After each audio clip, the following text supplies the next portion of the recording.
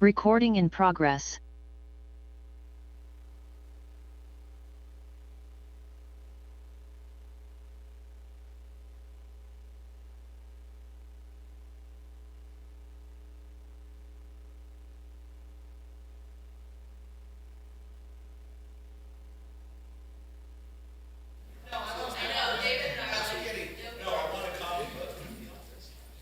Mayor, we're ready for the meeting.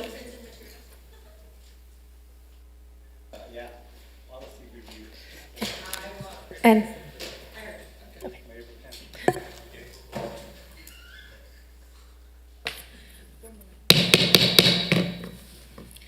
I hereby call the Santa Ana City Council meeting to order. This meeting is taking place with in-person attendance and by teleconference via Zoom. The public may access the meeting via the Santa Ana YouTube channel or the city's website. Please bear with us as the technology may disrupt the flow of the meeting. Madam Clerk, please conduct the roll call.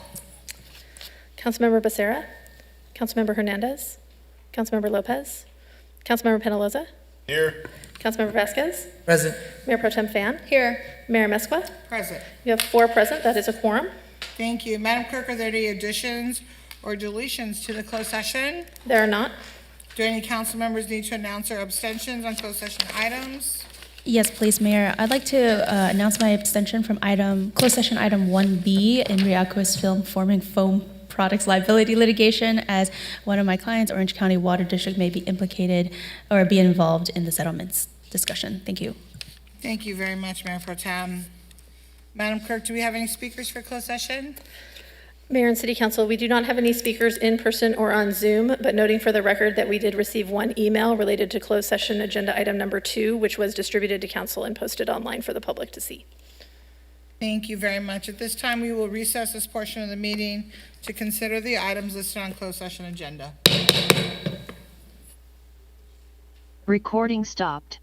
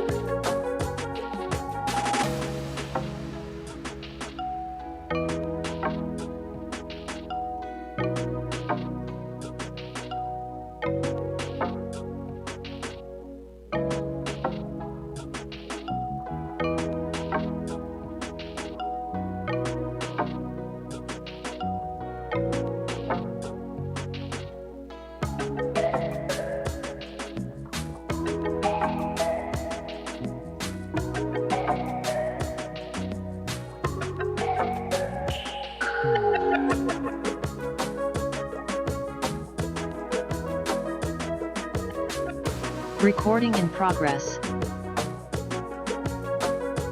Recording stopped. Recording in progress.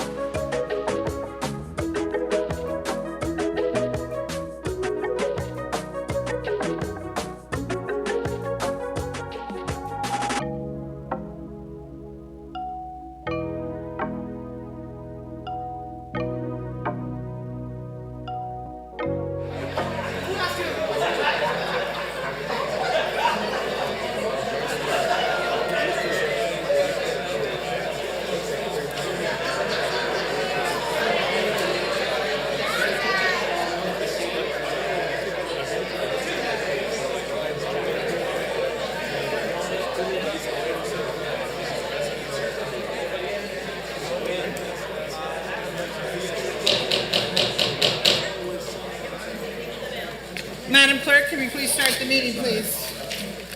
Yes, Mayor, go ahead, please. Thank you so very much. I hereby reconvene the Santa Ana City Council meeting to order. This meeting is taking place with in-person attendance and by teleconference via Zoom. The public may access the meeting via the Santa Ana YouTube channel or the city's website. Please bear with us as the technology may disrupt the flow of the meeting. As a reminder, this is a meeting to conduct the business of the city. As mayor, I'm afforded the opportunity to call for a recess or a break, or to even clear the meeting room if a meeting becomes too disruptive to properly conduct business. Warnings will be provided prior to any action being taken. We appreciate your cooperation. For everyone's safety, per the fire marshal, please do not stand or place objects in the aisles, in front of the dais, along the back wall of the council chamber, or in front of the entrance and exits. Guidelines for members of the news media or anyone else who wishes to film or photograph the meeting are available in the lobby. During city council presentations and oaths of office, guests of individuals being recognized are invited to come to the front to take pictures. Madam Clerk, please conduct the roll call. Councilmember Becerra. Here. Councilmember Hernandez. Here. Councilmember Lopez. Councilmember Penaloza. Present. Councilmember Vasquez. Present. Mayor Pro Tem Fan. Here. Mayor Mesqua. Present. 6 members present in the chamber. That is a quorum. Thank you, Madam Clerk. Before we proceed to the Pledge of Allegiance, please make any announcements. Thank you. For members of the public on Zoom or teleconference, to request to speak during public comments on agenda or non-agenda items within the city's jurisdiction, you must dial *9 from your phone or click the button labeled Raised Hand from Zoom now in order to be in the speaker queue when public comments commence. Thank you. The first item is the Pledge of Allegiance. May we please stand, and Frida, would you please come up and lead us in the Pledge of Allegiance?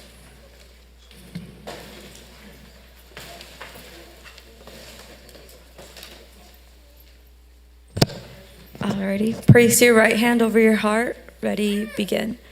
I pledge of allegiance to the flag of the United States of America and to the republic for which it stands, one nation, under God, indivisible, with liberty and justice for all. Thank you. Thank you very much. Words of inspiration will be provided by Rabbi Sharon Sobel from the Temple Beth Shalom. Please come to the podium, Rabbi. Thank you.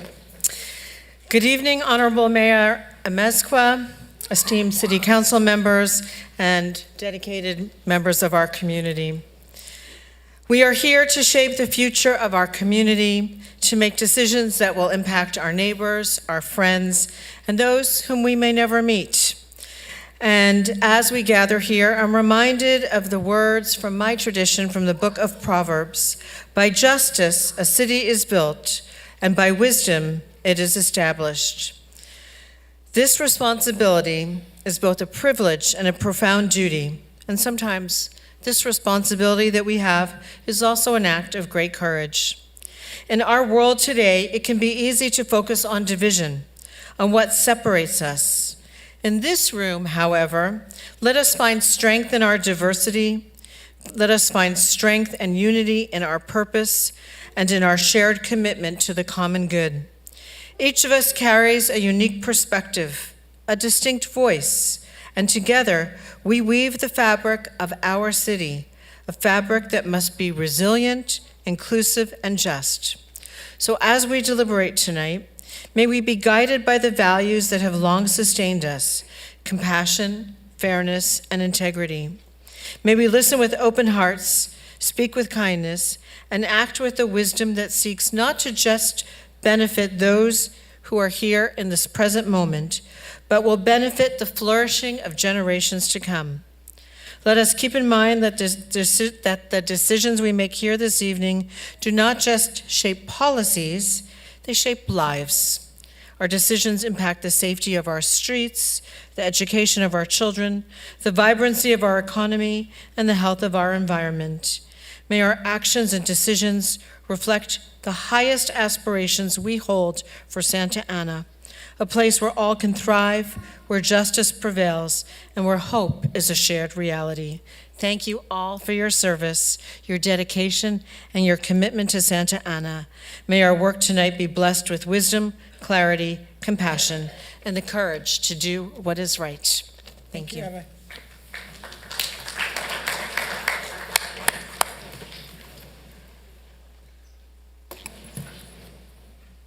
Madam Clerk, are there any additions or deletions to the City Council agenda? Yes, Mayor and City Council, just one announcement that for item number 32, a revised city manager employment agreement for your consideration was distributed to the City Council and made publicly available online. Thank you. We're going to go into presentations now. The first one is the mayor's, which is mine, and we're going to do the Community Resource for Planning Committee for outstanding contributions to the community. Can you please come up? Come on up, people. Come on.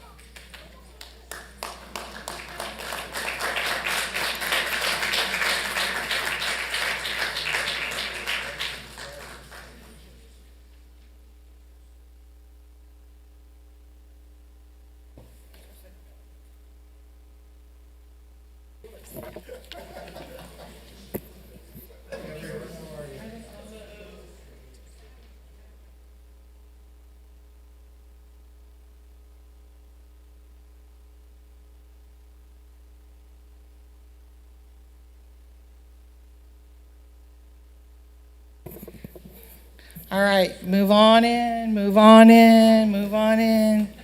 We all like each other, so get close. That's right. Thank you, Stephen. Think of the photo. Okay, here we go. The 2024 Back to School Community Resource Fair Planning Committee and sponsors. The Asian American Senior Service Center, Jennifer Wang.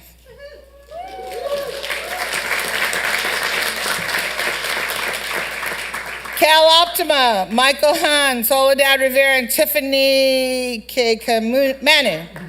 I got it. Kiwanis Club of Santa Ana, Louis Smear, also my commissioner. Mosaic Movement, Yvette Willoughby. Power of One Foundation, Andre Robertson. The Santa Ana Chamber, Dave Elliott, who is not here tonight, but who's standing in for Dave? Nobody? Okay, Dave's on vacation, lucky guy. Sunrise Community Christian Church, Pastor Dion Thomas. The Santa Ana Elks Lodge 794, which I'm a member of, and a couple of us are here. We have Linda Fernandez and Joe Rodriguez. And Joe's the exalted ruler. I should know that. I'm gonna have to buy you a cup of coffee for that one. And the Santa Ana Mayor's Office, my assistant in my right hand, Claudia Perez. Today, I would like to take a moment to acknowledge the incredible team that planned and executed the 2024 Back to School Community Resource Fair on July 28th, 2024 at the Santa Ana Elks Lodge. As we approach the new school year, we recognize the importance of providing students, families, and community members with the essential resources and support they need to succeed. Organizing the community fair was essential, and it wouldn't have been possible without the collective efforts of our incredible partners and sponsors. So, again, I'm going to go through them, and maybe one or two of you can come up here. Before I go through the Asian American Senior Center, Cal Optima, Kiwanis, Mosaic, Power of One, the Santa Ana Chamber, Sunrise Community Christian Church, the Elks Lodge, and the Mayor's Office, I want to say that they met for 6 months every week. They met every week for 6 months. So to put a resource fair together this size of over 2,000 people, a lot more than that, huh? Almost 2,200 people, over 2,000 backpacks given, 60 plus vendors and people that were there to give classes and dental work and haircuts, and it was just a beautiful day. And Councilman Becerra and Councilman Penalosa, thank you for joining us that day as well. And there's so many people I can thank, and the city staff, thank you for also being there with us. I want to give a special thank you. I don't think as council members and the mayor that, I know I thank her, but in private usually. I want to honor Claudia. Claudia is very instrumental in everything that I do. Everything.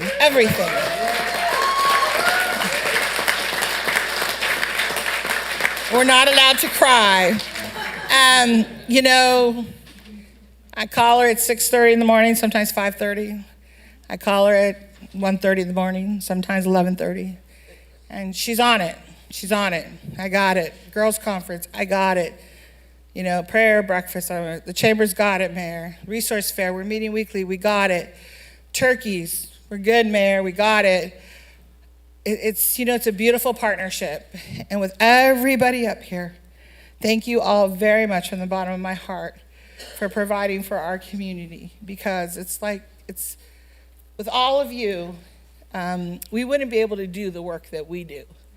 When Claudia and I run into a family that needs help, we don't go usually to the city staff, we go to them and many more.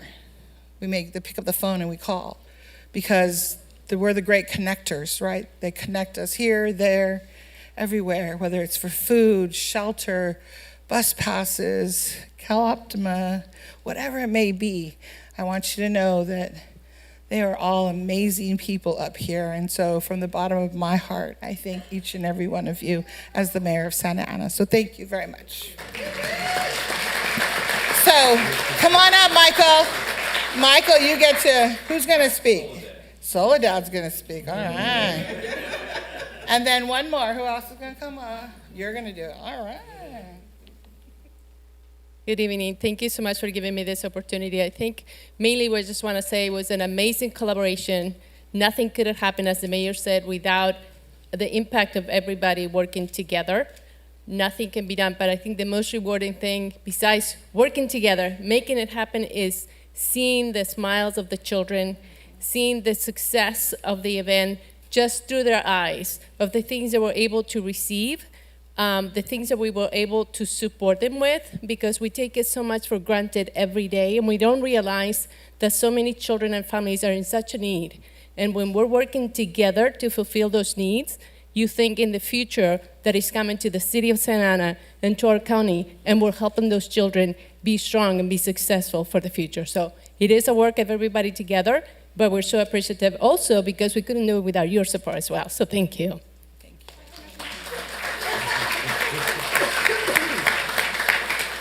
So I just want to echo the mayor's sentiments. When I started this in December of 2023, I called the Elks Lodge first, and they were like, we're on board. And the line continued from every single one of you. And from the bottom of my heart, you guys all said, yeah, I'm in. And I know it started with you, Reverend. We had a meeting in the mayor's office, and we're like, let's do a resource fair. And it's amazing from one thought what we can do together when all of us work together and put our egos aside and just do right by our community. So thank you all. I really appreciate working with you. And I miss you all, too. All right, and there's more to come, but from what I hear, so let's take a picture.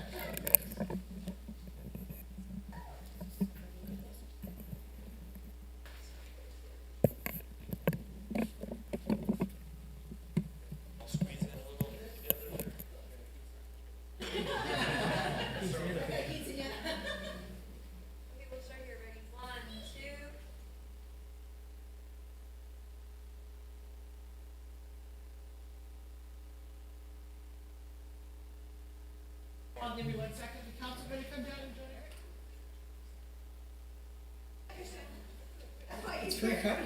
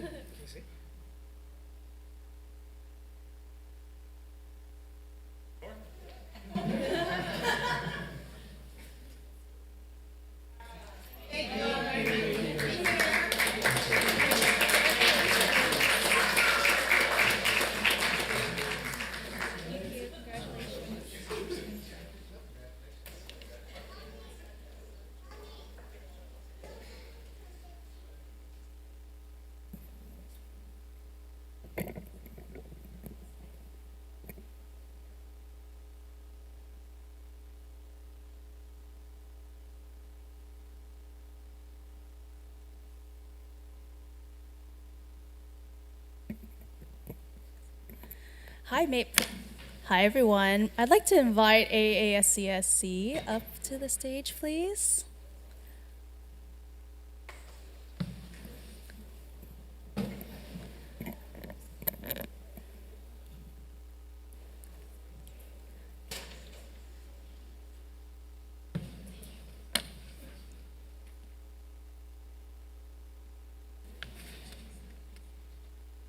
He's been so good all night. You're back. Hi, it's a big party up here. Well, hi everyone, good evening. I'm Mayor Pro Tem Fan, and I am so excited to recognize some outstanding individuals. Y'all can come up here, I swear I don't bite, who have played pivotal roles in the success of Asian American Senior Citizen Service Center, or we call it AASCSC's, first Youth Empowerment Against Hate program, or as we call it, YEAH, which makes me think of the Usher song. So AASCSC Center, or AASCSC, has expanded their programs beyond servicing seniors. They've also expanded their programs to servicing our youth. Recently, they hosted their very first Youth Empowerment Against Hate summer program. The YEAH program is instrumental in educating and empowering our youth to stand against hate, promote inclusivity, and become advocates for positive change in our community. The students in the YEAH program engaged in active, in-person learning, participated in community service projects, and showcased their talents through artistic and creative mediums, such as spoken poetry, which I cannot do, poster and PowerPoint presentations, which I can do, artwork presentations, dance, and musical performances. I feel like we should have a special performance next time. None of this would have been possible without the contributions of the committee chairs, committee members, and guest panelists. So the committee chairs dedicated countless hours to understanding the Stop the Hate initiative and worked tirelessly to ensure the success of the program. Their leadership in coordinating efforts, developing the curriculum, and managing logistical matters was nothing short of remarkable. The committee members, on the other hand, were vital in supporting the program's success. Their dedication to learning about the Stop the Hate initiative and their active participation in coordinating efforts and managing logistical matters, which we know how logistics go, was invaluable. And then finally, we have our guest panelists. The guest panelists brought a wealth of knowledge and personal experience to the YEAH program. Their willingness to share their journeys in creative fields and to discuss critical topics such as mental health, advocacy, and overcoming challenges was truly inspirational. The success of the YEAH program is a testament to the dedication and hard work of everyone involved. Thank you to each of our honorees for your outstanding contributions to building a community that stands strong against hate, that promotes inclusivity, and that ensures understanding between our communities. Your effort truly makes a difference. Thank you.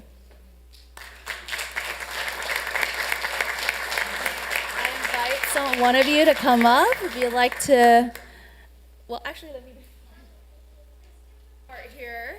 because our assistant city clerk's looking at me. I skipped a part to tell who are the members up here. Come on, Ty. All right, so as I call out your name, Abigail is going to help distribute your certificates of recognition for outstanding contributions to the community. First, we have David Bay. Oh, he's not here today. We have Grace Chung, Isabel Ng, Caitlin Kim, Angela Huang, Grace Gillen, Haley Cho, Justin Hong, Kyle Su, Olivia Lei, Yemen Wang, Eric Pan, Ritika Singh, and Gabriela de Trinidad. And with that, I'd like to invite one of our members from ASCSC or the Yeah program to say a couple words. Come on, y'all. Y'all performed. I know this. Don't hide. Thank you, Mayor Protem. I think this is a great opportunity to showcase the great work the youth has been doing. We actually proposed this program a few months ago in front of the City Council meeting for one of the grant items. Although we didn't get the grant items, but we feel like this work we're doing is very important.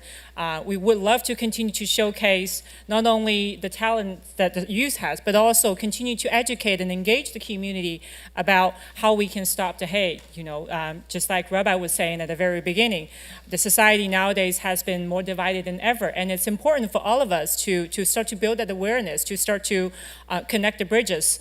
And I just want to invite all of you guys to give another round of applause for all the young people here on the stage. They did most of the heavy work. Thank you.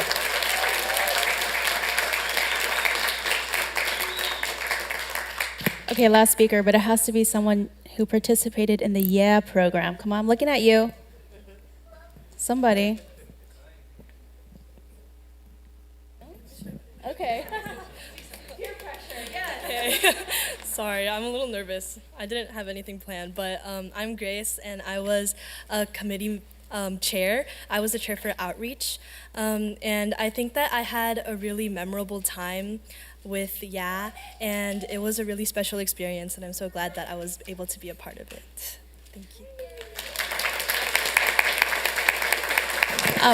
May I please invite the council members down for a group photo or up there on the stage, whatever works.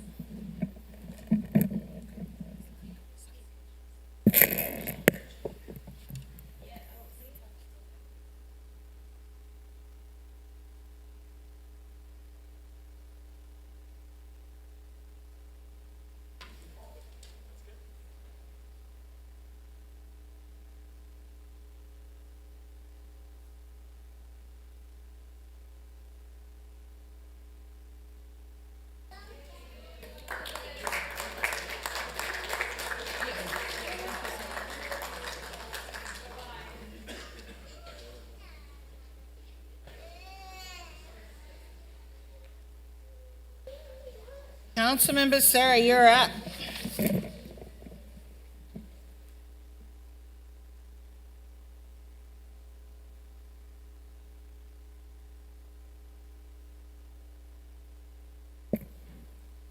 Like a good commissioner, he already knows. Winston Covington, come on down.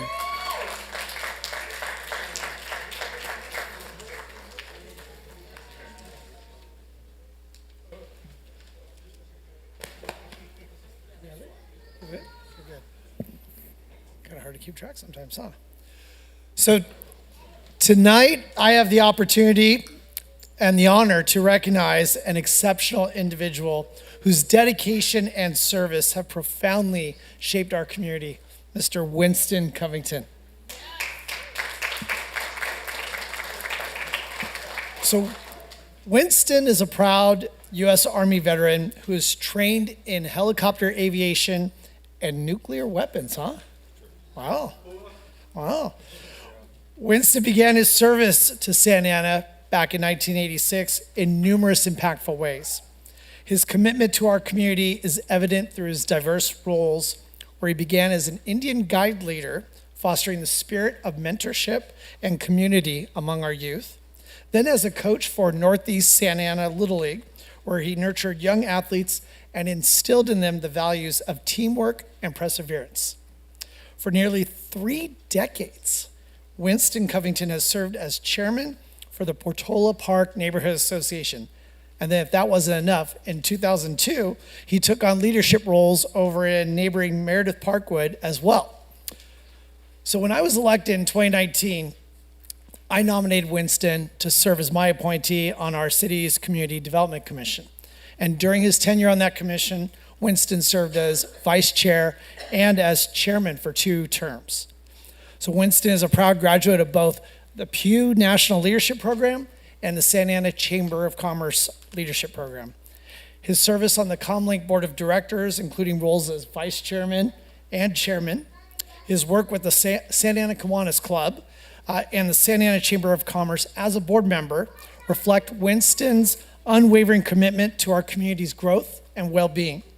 His contributions have been recognized with the Neighborhood Hero Award and the Santa Ana Chamber of Commerce's Ambassador of the Year. Winston also served as a principal for the day at John Muir Fundamental School, leaving a lasting impact on the students and faculty in Portola Park. So while we'll miss his involvement in these activities and our community, Winston Covington's legacy of service has made a tremendously positive difference here in Santa Ana, and we are deeply grateful for his tireless efforts and dedication to his neighborhoods and to the entire Golden City. So this is kind of bittersweet, man, because I don't want to do it. Whoa, hold on, you're getting a little ahead here. I don't want to give this to you because then that means I'm capping a long-term career here of service and dedication to our city, but I got to do it, man. So here you go. On behalf of the Santa Ana City Council, I want to present you that tile. I don't think that's enough to really, truly appreciate all that you did. So thank you very much, Winston. Please, it's all yours. I have to say that I am honored by the presentation that Councilmember Becerra just gave me. I want to thank the mayor and the city council for this award. This is going to look really cool at my home office, so I'm looking forward to it. But I have to tell you guys something. I've lived in this city, like Phil said, for 38 years. I love Santa Ana. Santa Ana has been a great home. It's been a great place to work. It's been a great place to play. I believe that we all need to take responsibility for doing our part to keep it that way. There's a saying that Winston Churchill has that I love, and I love quotes. And what he said is that we make a living, we make a living by what we earn, but we make a life by what we give. So I want to encourage everybody here, everybody watching, everybody listening, go home and share this quote with your neighbors and get involved with the city. It's a beautiful city. It's a great city. Start with helping out at your schools, helping out maybe coaching a sports team, help clean up the neighborhood park. Do what you can to get involved in your community, and we can make a great city even greater. Thank you for everything, guys. I appreciate it. Thank you again. Don't run up just yet. Let's get a picture in here. Okay.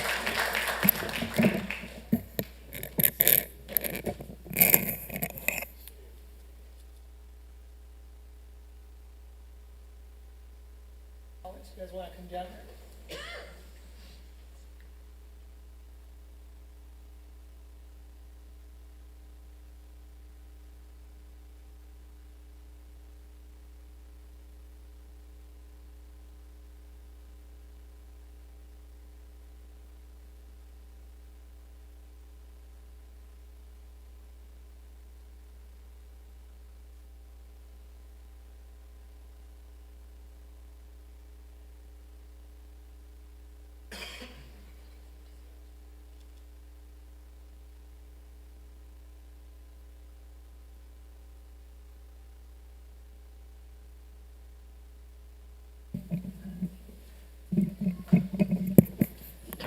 There is one more thing that I forgot to say that's important.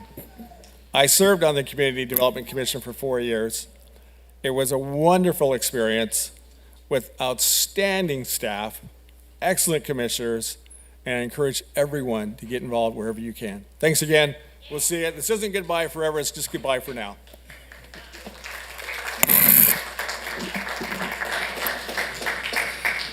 Thank you. Next, we have Councilmember Hernandez declaring August 2024 as Chicano Heritage Month.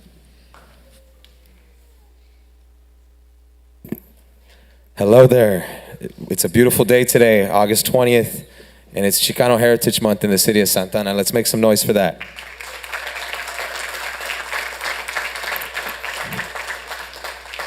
You are at the House of the People, and today we are recognizing some very special individuals. If we can please welcome to the front the Funk Freaks as well as Cycle Realm, Pico Union Zone Cycle Realm. Please make your way to the front.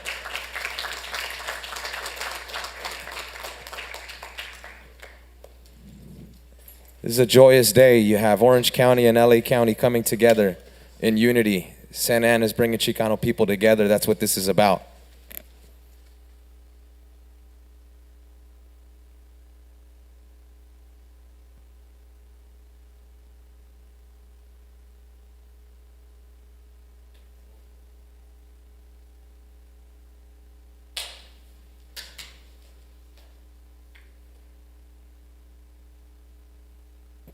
Let's make some noise for our guests today.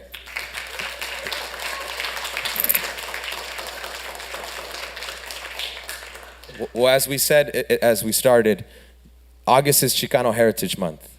You're at a sacred place for Black and brown people, a place where in this city we dare to make this country a better place for everybody, a place where Black families fought to ensure that housing segregation laws ended. We have Dorothy Mulkey in the house today. We have 4 Mexican families in Orange County who worked with Thurgood Marshall, a Black lawyer, to desegregate schools across Orange County being the first county in the nation to do that, starting here in Santa Ana with Mendez versus Westminster. And here today, we are on the heels of our 3rd annual Chicano Heritage Month. We were the first city in the country to do so, and today we have the honor of celebrating our first line of musicians that are contributing to the culture. On August 20th today, we have a proclamation for Chicano Heritage Month, and it is going to be presented to Funk Freaks and to the legendary Cycle Realm. Today, the city of Santa Ana proudly proclaims August as Chicano Heritage Month. We honor the rich achievements, the diverse culture, and the contributions of Chicanos, as well as the civil rights activists who help advance the Chicano movement. When we speak of Chicano heritage, we're not just referring to Mexican descent born in the United States. We're celebrating a vibrant and diverse culture that plays a monumental role in shaping this community, our community. You might wonder why there's a second proclamation before you. The main reason is that Chicano pride manifests in various ways. And today, we are going to celebrate the Chicano excellence and the people who deserve the recognition. The pride that we have is evident in our music, it's evident in our art, and it's evident that there are people with talents that are empowering the Chicano community, and they're using their talents to highlight important issues. In Santa Ana, there's a DJ collective named the Funk Freaks. Over the last 15 years, this collective of DJs has brought together Chicanos across generations through their shared love of funk music, vinyl, soldies, oldies, collecting, and community. This was founded by Chicanos from our community. Ivan Debo Marquez, David Loser Diaz, and Robert Luer Marquez. Make some noise for them.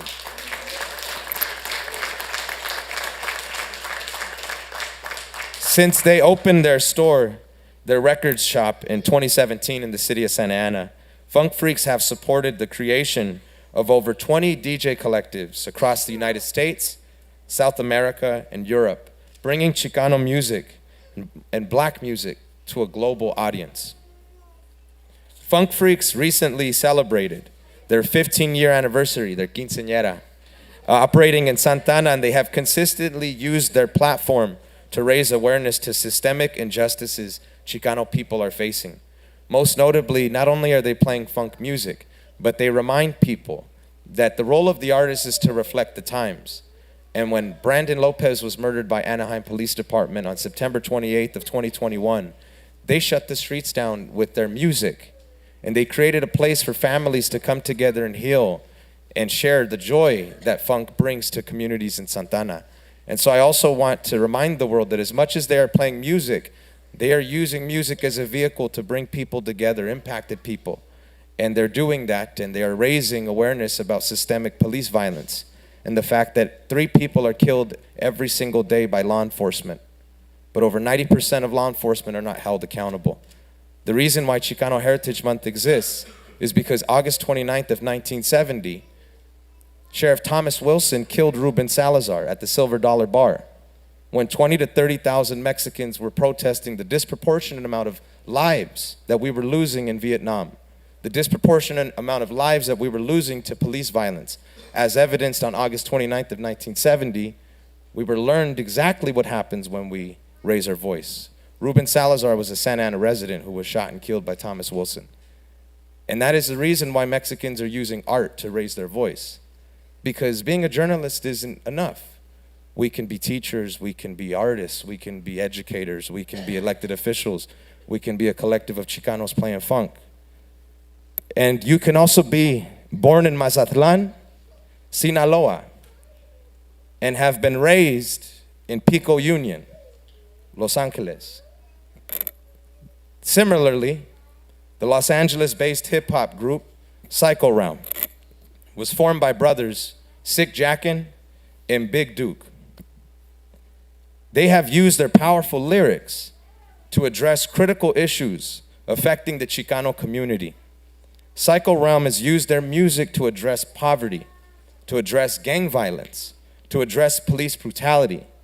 And more importantly, over the last 20 years, Psycho Realm has used their platform to unify Chicano people all over the country. No matter where they have been impacted by injustices, whether they be at the hands of police or by ourselves, when we destroy ourselves through gang violence, Psycho Realm has provided a platform for Chicano people to come together in peace.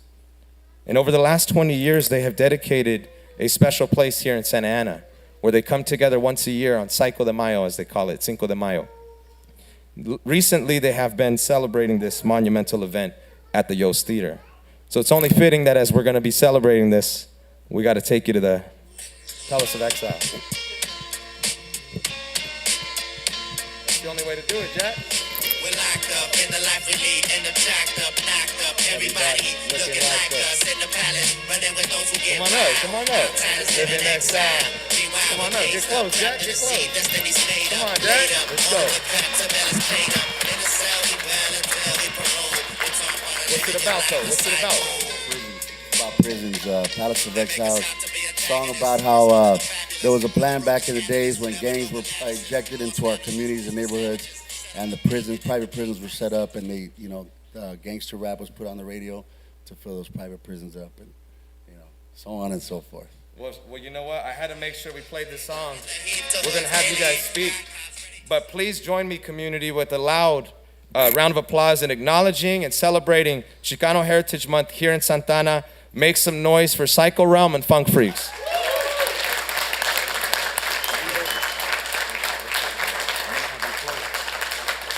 Debo, if you could do us the honors, and then Big Jack will close this for us. Sure, I will. Thank you. And for the platform. Of course. Of course. All right, check 1, 2. First, I would like to thank my crew. Thank you for keeping this vision we had alive, for riding with us, for everything that we've done and produced and be part of history. That's Funk Freaks. That's the OC crew right there. Second, I want to thank my kids, my wife Chanel, for understanding and sacrificing their time and patience with me and everything that I've been doing. Third, I would like to thank the city of Santa Ana for letting us create Funk Freaks here 15 years ago. We are the forefathers of this underground subculture that is an umbrella term that I coined as street funk music. Blue collar, gets you through the day work music that makes you feel good. We have made Santana the capital of funk. And no one will ever dispute this. Honestly, when it comes to record collectors, dealers, sellers, the first thing that people say, if you're looking for funk music, 80s music, they're asking where you from. Or they're probably going to say, oh, from Orange County. And when you say you're from Orange County, the second thing they ask is, you must know about the Funk Freaks. And yeah, sure enough, that's what happens. This is our contribution that we've given to the culture, will never be taken away. And yeah, just want to let that be stated that we made Santa Ana the capital of funk. And another thing I would like to actually address is the mural on First Street. That was a gift from Funk Freaks to the city of Santa Ana. If you ever drive by that, right down the street on First Street at the Blue Lot, we painted that with spray cans without any city funding at all. So Santa Ana, you're welcome.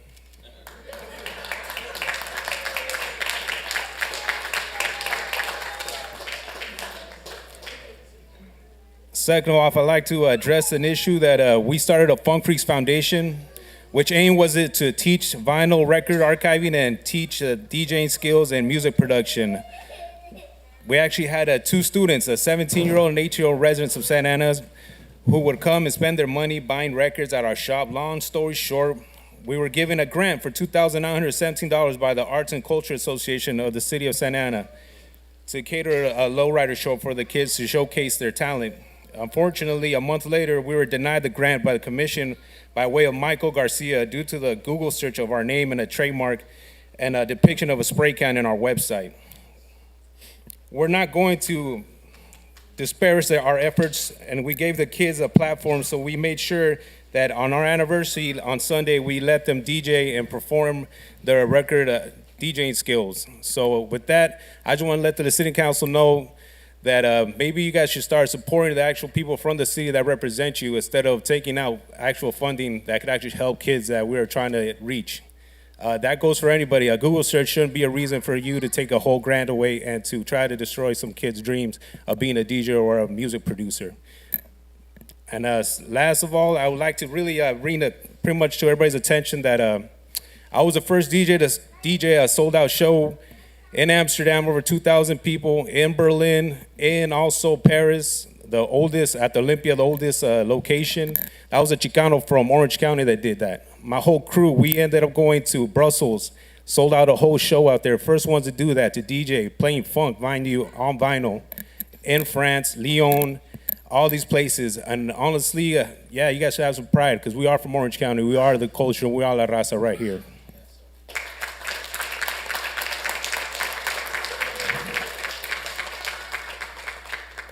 My name is Jack Gonzalez from a group called Psycho Realm. 25 years ago, we were gifted the opportunity to explore music, and it's a blessing to still be able to explore that space. I want to thank the council members for having us. Thank you, Mayor, for having us, and more importantly, for what you do for the city. They're lucky to have you guys as the city council. You guys represent them good. I've had talks with you, Councilman Hernandez, and thank you for the inspiration, for your time, for the knowledge. I appreciate that. On behalf of my team, my family, my crew, we want to thank everybody that supported our music, that's listened to it. That's what keeps us alive. Just people listening to it, gives music life. So thank everybody that's listened to and still listens to our music. We appreciate it. Gracias, Santana, for all the love and support throughout the years. We'll see you guys at Psycho de Mayo, baby. Sick Jack, Psycho Realm.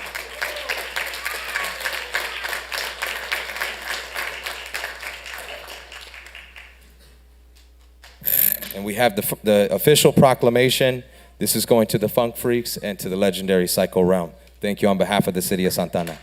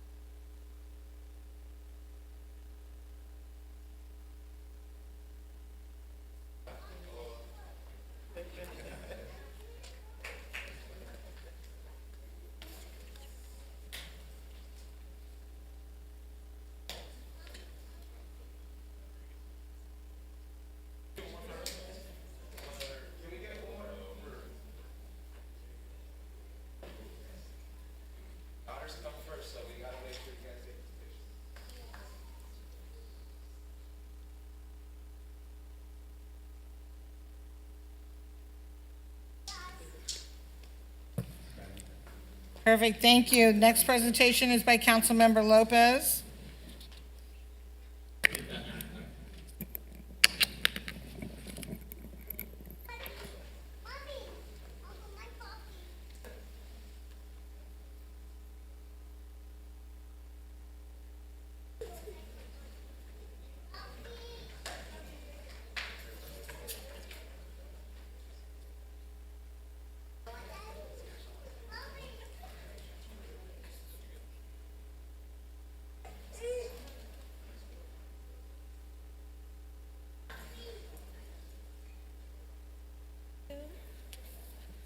All right, good evening. Tonight we're going to be recognizing Khalil Bey for his heroism, exceptional bravery, and selflessness. And so we're gathered to honor an individual whose courage and quick action exemplify the very essence of heroism here in the city of Santa Ana. And last year, in the city of Santa Ana, a critical situation unfolded. An unconscious individual laid in harm's way on a busy road, their life hanging in the balance. It was in this moment that Khalil Bey took immediate action. Driving down Dyer Road, Khalil noticed the precarious scene unfolding before him. Without hesitation, he stopped his vehicle and positioned it to shield the incapacitated person from oncoming traffic. Approaching the individual, Khalil recognized the signs of a potential drug overdose, a situation he was trained to handle due to his background in aiding unhoused people. Understanding the urgency of the situation, Khalil retrieved Narcan from his vehicle and administered it to the unconscious individual. His swift and knowledgeable response proved pivotal. By the time emergency responders from our Orange County Fire Authority arrived, the patient's condition had improved. Thanks to Khalil's actions, the individual began to regain consciousness, a testament to the life-saving impact of his intervention. So today, on behalf of the city, we proudly recognize him for his exceptional bravery and selflessness, his willingness to put himself at risk to protect and provide aid to a stranger that embodies the highest ideals of compassion and civic duty. I'm happy to present Khalil Bey with a certificate of recognition highlighting his extraordinary actions that undoubtedly saved a life. So please join me in expressing our deepest gratitude and admiration to Khalil, a true hero among us. And so we just really want to take this opportunity to also encourage anyone watching or here in the audience to familiarize yourself with how to provide Narcan assistance or CPR, because you never know where you may be that somebody may need it and you can help save someone's lives. So thank you, Khalil, for being a great community member to not just our city but Orange County as a whole. And Khalil was also recently recognized by the Orange County Fire Authority at their Best and Bravest Awards. So now we hear from Khalil.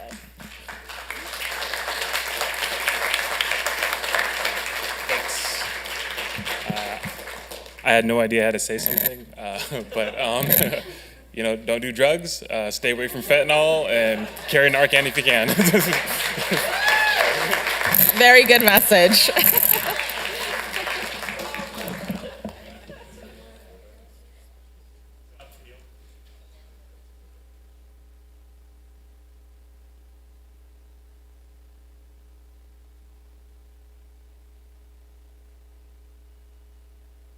Okay, final presentation by Councilmember Vasquez to recognize Dorothy Mulcahy for outstanding contributions to the community.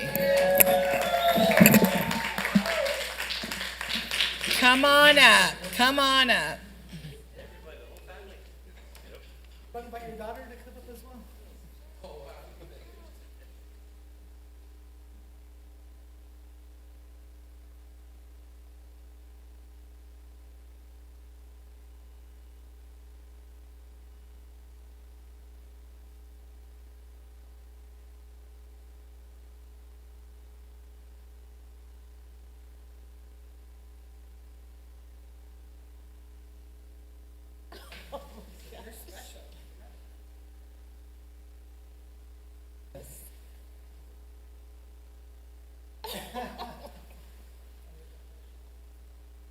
Trees of Santa Ana.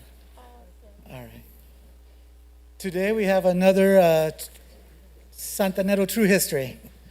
And I met Dorothy at a workshop at the People's History of Orange County, which is ran by Mr. Rodriguez and Mrs. Lynn Lee.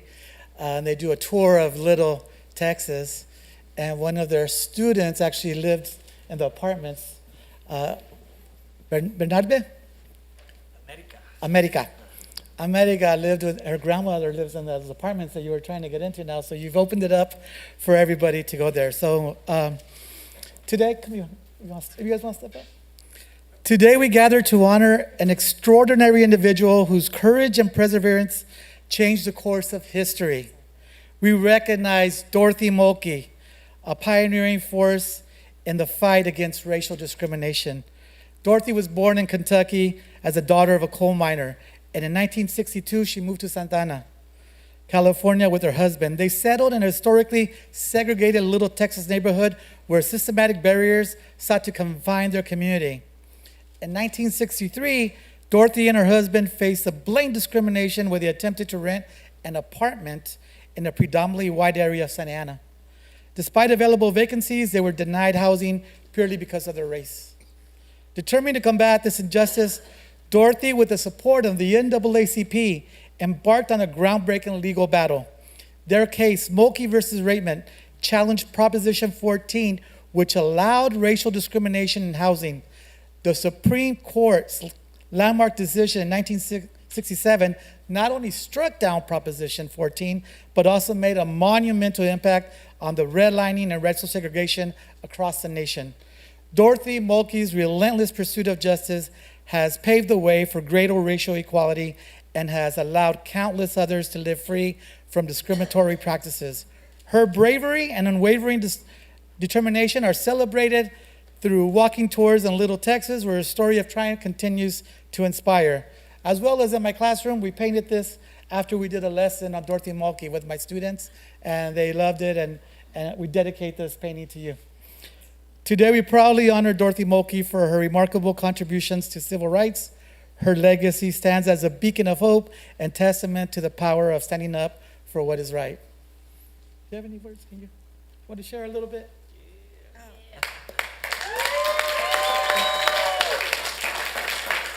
Thank you.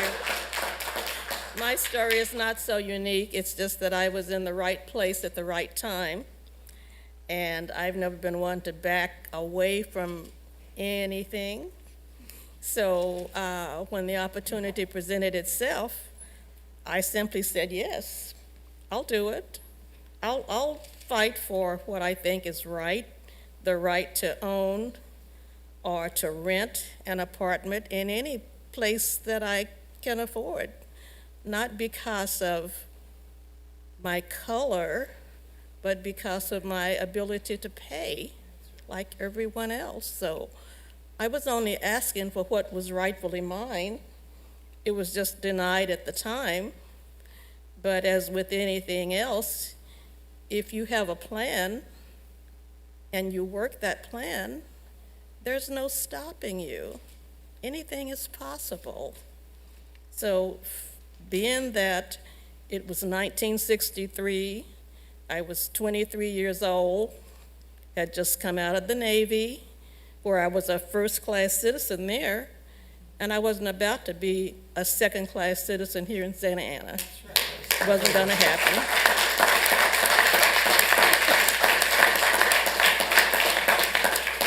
So through it all, we sued three landlords that owned apartment buildings. The California Supreme Court upheld the decision, but the U.S. Supreme Court said, yes, you're right. We struck down Proposition 14. You can live wherever you want, and that's where we are.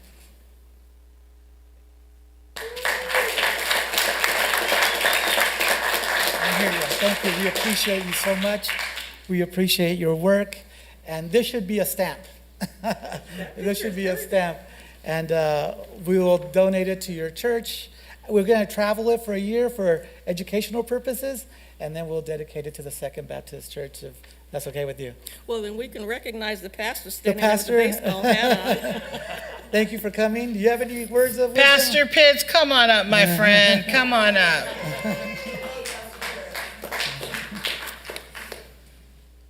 Don't ask him to say words. He'll talk for a while. Come on up, Pastor. Thank you. Don't do drugs. Don't drink and drive. Peace.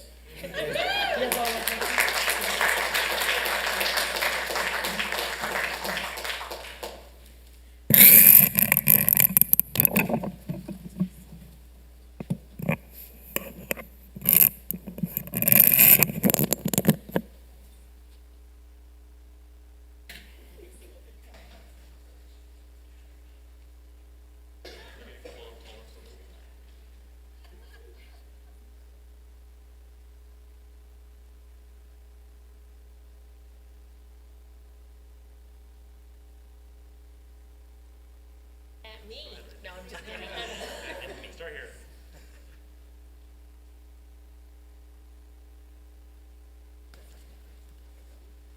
Down in front. Thank you. Thank you. Got it.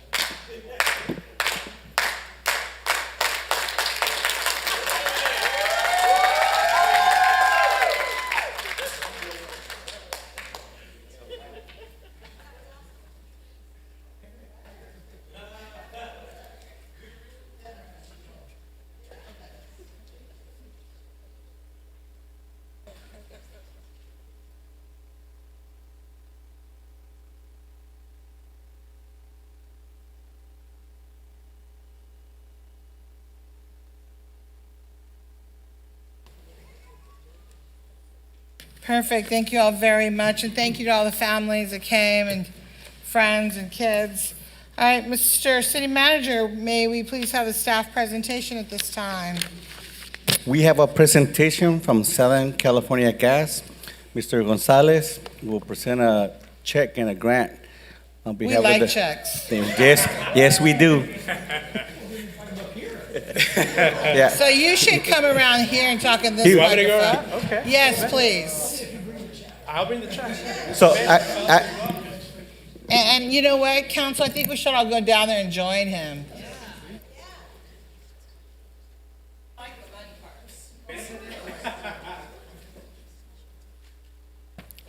Good evening, Madam Mayor, members of council. Juan Gonzalez, SoCal Gas Public Affairs. I'm also joined here by my counterpart, Jeff Danker. We're here bearing gifts and also information, if I may, taking full advantage of the speaker, of the microphone, I should say. Want to be able to share additional information. So as you know, SoCal Gas has been in our community for over 150 years, providing safe, reliable energy to our customers from Visalia all the way to the Mexican border. And we're very proud to be able to partner up with the project that the city has. But along those lines, I also want to share with you information that the gas company has partnered up with the California Restaurant Foundation, and we've been able to grant two $5,000 grants to local businesses here in the city of Santa Ana. Two of them, number one is Ta Compadre at 515 North Main Street, and Taqueria El Amigo at 1936 West 17th. So again, in the spirit of giving, so two local business owners have received two $5,000 grants to support their local businesses, and that's the way the gas company, again, is giving. In addition to that, very happy to report that through our service territory, we had the opportunity to offer scholarships. One of our local students here from Samueli Academy was an individual who won the opportunity for a $20,000 grant. So the grant is for $5,000, can renew it every other year for 4 years, as she is attending UC Berkeley in cognitive science. So if I may, Ms. Natalie Lopez, congratulations, a local Santa Ana resident at Samueli Academy. So again, the gas company giving back to their organization. So within that, I want to bring here my colleague, Mr. Jeff Danker, in relation to our project the City of Santa Ana is doing, and we're very happy to collaborate with you guys. So, Mr. Danker. Thank you. Thank you, Juan. Great to be here tonight. My name's Jeff Danker, Public Policy and Planning at SoCal Gas. First off, congratulations. We're very pleased to present this Climate Adaptation and Resiliency Grant. This is a competitive planning grant available to all 240 cities and 12 counties and 10 tribal governments in our service territory. We review with experts from the American Planning Association and with a group called LARC, a Los Angeles Regional Collaborative on Climate Change. Really impressed with your neighborhood initiatives and environmental services department. They put together a phenomenal application. It scored very highly on all of our scores. They really hit the nail on the head of what we're trying to do, and is to support disadvantaged communities with the disproportionate impacts of climate change. And we're hoping this modest contribution to your air pollution monitors and air purifiers project will make a small contribution to this work. So big props to the team at the Neighborhood Initiatives and Environmental Services Department. Very excited to work with the rest of your staff on implementing this project. And again, congrats to you guys all, and happy to support this work. Thank you. Thank you all. And if I may, special thanks to Mr. Michael Garcia for making me those connections within the city to get this grant to the city. So thank you, Mr. Garcia. I appreciate you. Thank you.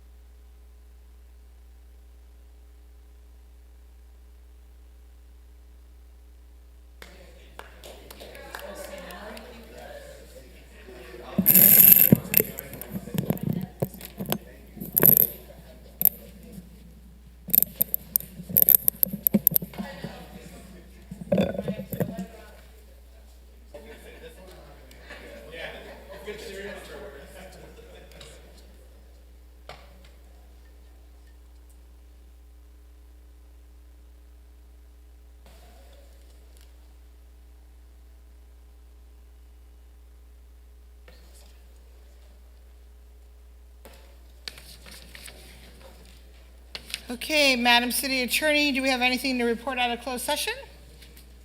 Mayor Pro Tem, members of the City Council, and members of the public, we had 4 items on the closed session agenda this evening, but we have no reportable action. Thank you, Madam City Attorney. This is the time of the meeting for the City Council to receive comments from the public on agenda, non-agenda items. Madam City Clerk, please explain the public comment procedures and call the first speakers. Thank you, Mayor. Pursuant to Resolution Number 2023-047, speakers are requested to address the City Council directly and to refrain from profane language, racial epithets, and libelous or slanderous statements that disturb the decorum of the meeting. Pursuant to the Brown Act, the City Council may not enter into discussion at this time. Speakers will have 3 minutes for their comments. Before calling speakers, I'd like to report the following summary of emails provided as of today. Council did receive 3 emails related to non-agenda topics. Those were distributed and posted online for public review. We'll now hear from members of the public that are physically present in the council chamber, followed by any on conference call or Zoom to provide comments on agenda or non-agenda items. Please state your name and the ward or neighborhood that you reside in for the record. I'll be calling 3 names at a time. If you could please line up behind the podium when your name is called. The first 3 speakers, Brian Mendoza, Carl Benninger, and Mario Alvarado.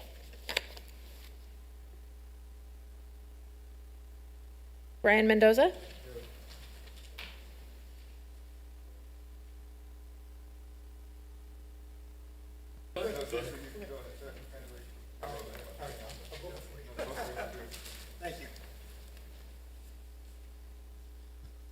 Good evening, Mayor and Council. As you know, I'm Carl Benninger. I live in Ward 4. And I have 2 things. One, the first is announcement. We welcomed into our neighborhood association our 65th neighborhood association, and it's called the Zoo District. And Mike Garcia, they're going to need your help because we had in the first meeting discovered a problem they have. The senior center over there, they need your help organize that out. But we're very happy to announce our 65th, first time since 2008 that we've welcomed a brand new neighborhood association. I'm also here to talk about another item, and I'm kind of have the cart ahead of the horse because there's a project that you haven't received yet and you haven't voted on yet. But when it does come to you, you're going to see a recommendation put on there by the Planning Commission to form a citizen oversight committee. And the reason why is this is the Reality Bristol project. The ad hoc committee, planning department, and the developer did an excellent job at ironing out a great development agreement. And there's going to be funds coming into the city of Santa Ana. And I want those funds to be watched over and cared for. You guys have the final decision. The oversight committee does not take that away from you, but it gives you guidance as to where we can spend these funds and be sure that these funds are properly spent. I don't want another example of Sandpoint where they were promised 15 years ago for some wires to be buried. The money was given by the developer to the city, and lo and behold, when they went to do the project, the money was gone. Every year that project is on Public Works, and every year it fails, it gets funded, and so they have not had that project done, which they're entitled to on it. So with that, please form a citizens oversight committee so the money that comes in with that project can be watched over and then give you advice as to how to spend it. And I think there's a great transparency. And I think it really will set a good example for everyone in Orange County to have an oversight committee on that funds. Thank you.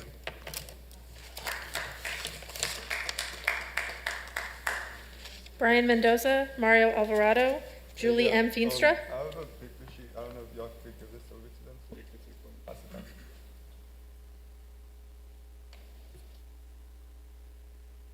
All right, let me know when I could go. You can start. All right, whenever the timer starts. All right, hey, everyone.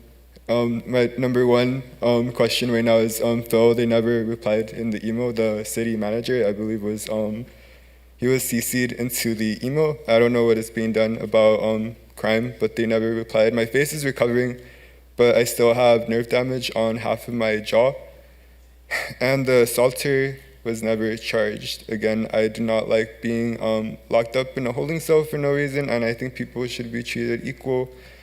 Secondly, I don't know if y'all have my flyer available. If y'all are taking a look at the flyer, were you able to get them the flyer by any chance? The one with the chair.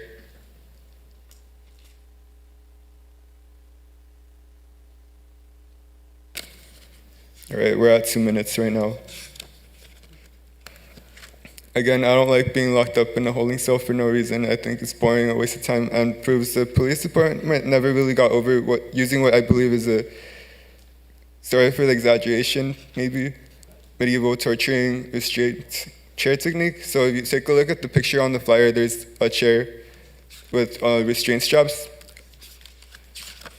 I lost my page, 1 second. Oh, second, this flyer is my notes, and this picture was taken in Selma, Alabama at the Legacy Museum, showcasing Black art, history, and pain. This is Black art. That's a picture of Black art. Again, I took that picture myself in Selma, Alabama, around like 4 to 5 days ago. Third of all, iPhone. Does anyone have an iPhone? There's an app on there. It's like a back page. I'm not gonna say which one, but it leads to community violence and it's full of crime, a lot of crime, and people in there are guilty, it's dangerous, and kids get into it sometimes. What else was I gonna say? This is actually really common for me. I run into it a lot on the street as a first-generation Mexican homeless person. Additionally, I spent $1,000 on a motel room. Sometimes I feel super loopy, so I need something to go right, so that's why I'm here. That is all, thank you. Also, what else was I gonna say? I have like a couple seconds left. I think it needs to be paid attention to, taken down. I don't want to be here in 50 years talking about seeing and feeling the same way. So again, that is all. Thank you. And if you guys still have the flyer, I would appreciate it at the end.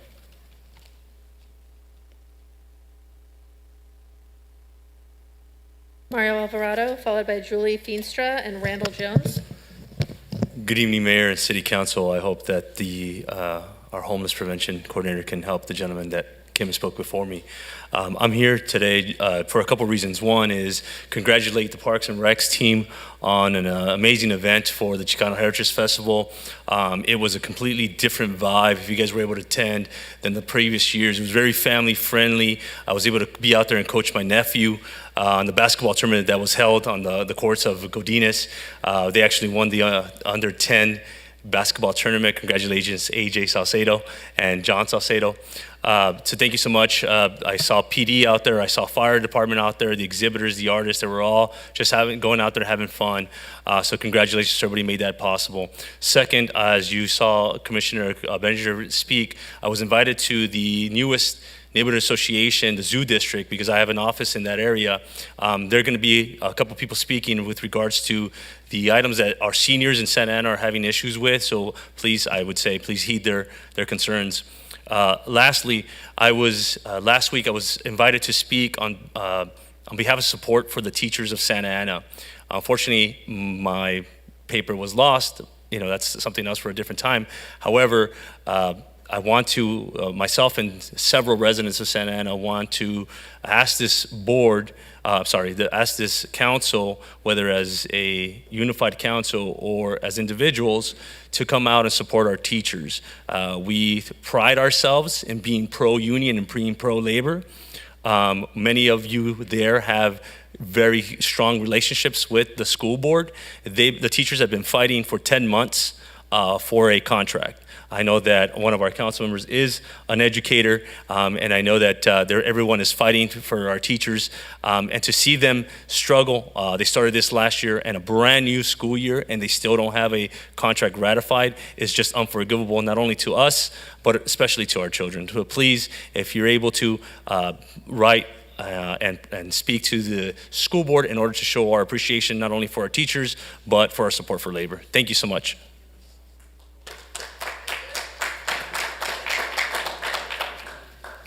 Julie Feenstra, followed by Randall Jones and Magdalena Menchaga.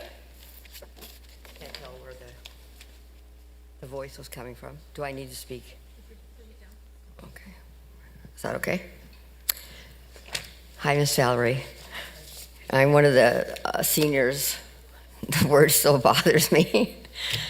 Most of you are aware of the Metro First Point Senior Complex, 62 and up, 2222 East First Street.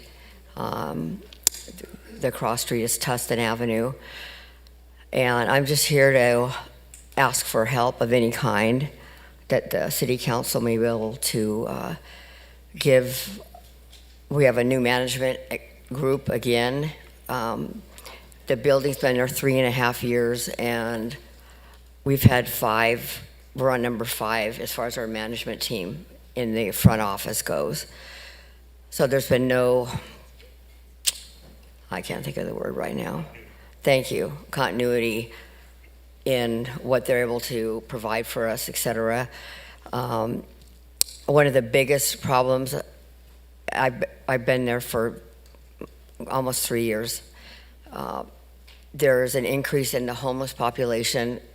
To me, I would say it's quadrupled in the last 3 years. There's no we have one security guard who does a great job there. He's there from, I think, 6 p.m. to 8 p.m. No, I'm sorry, 2 p.m. in the morning, and then somebody else comes on. There's nobody during the day, and I definitely have a heart for the homeless people, but they don't live there. They seem to be the ones that make all the rules. Our amenities are never open on the weekends. Fitness center, clubhouse, stretching room, library. They're closed on the weekends, closed all holidays. The only thing open during the week until 10 p.m. is the gym. So they're closed because the homeless people come in and use them. Anybody can walk onto our campus. So they can come in the gate. They're usually able to come in the mail room. There's been lots of thefts They can hit every floor. There's 6 floors, approximately 525 units. I'm on the 6th floor, which faces First Point, the other affordable housing for family. So I get some sun and some wind, which is nice. But the garage is, I feel very unsafe there. At night, during the day, the homeless people and other transients, et cetera, know when to come in, usually around 6:37 a.m. in the morning. They come in, and then there's the group that has spent the night either in the laundry rooms, the trash can rooms. Julie, your time is up. Oh, if there's any way you could help us with that issue, thank you. Thank you. Next 3 speakers, Randall Jones, Magdalena Menchaga, Victor Mendez. I have a little trouble hearing. My name's Randall Jones. I also live at Metro East. I'm not sure what the ward is, but you know where it is. 2222 East First Street. I'm a newbie there. I've only been there I'm sorry, can you speak into the mic? You can lift it up and speak there. There you go, so we can all hear you. That's better? There you go. Oh, yeah, I can Thank hear you. myself. That's great. Thank you. Okay, so I'm a newbie there. I've only been there for 4 months. I looked around and looked like some things needed to be done. Things were not getting attended to.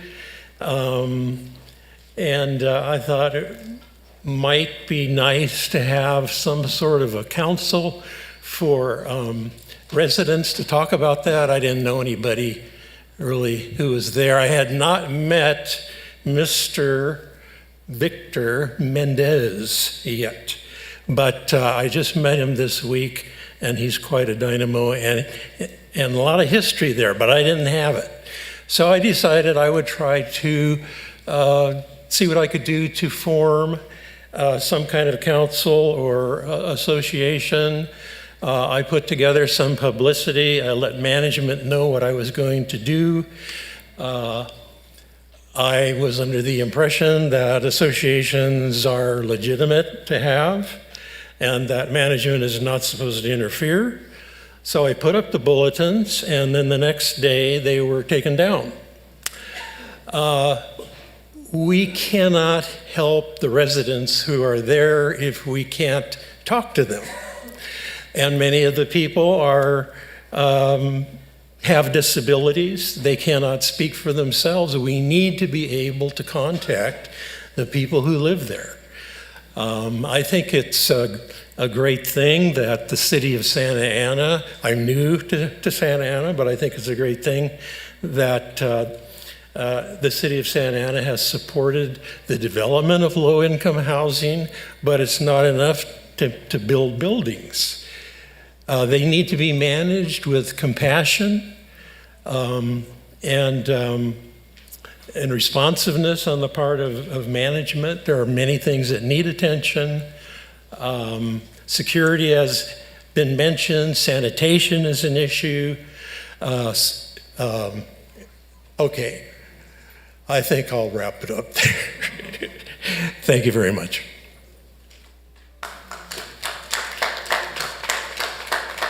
Magdalena Menchaga. Hi, I'm Magdalena Menchaca.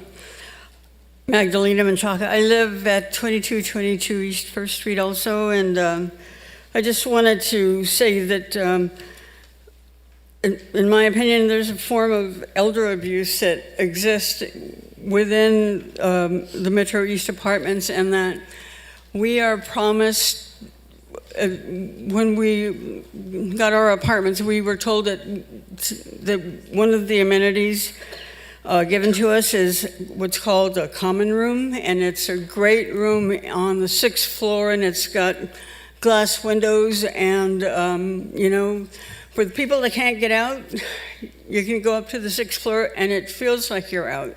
You know, you can see the hills, you can see the freeway and cars. During the 4th of July, we can go, the first year we were able to go out there and watch fireworks and stuff, and in the summertime, not everybody can afford to run their air conditioners. And like this year is a good example of that. It's been a really hot summer, and we used to be able to go out there. It was always an air-conditioned room, and we could go there and get relief from the heat. I live right across from it, so I was there all the time, and I love that room. But they closed it at least a year and a half ago, saying that they had to close it because homeless people were sleeping there. Well, we have a security guard, and he has a key to that room, and if there were, he could just kick them out. And so I saw a lot that was going on there, and there was only one occasion where a woman slept there that night, and so there wasn't this great homeless problem that they used as a reason for closing it. And to make matters worse, since it's been a few months, they used to have the small offices in the front where they would conduct the business of the complex, but they've moved all of their offices into the common room.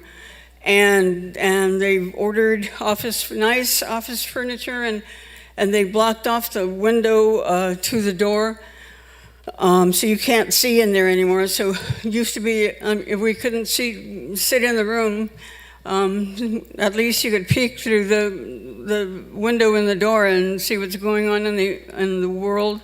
But they blocked that window. They moved their offices in there, and that's a room guaranteed to us.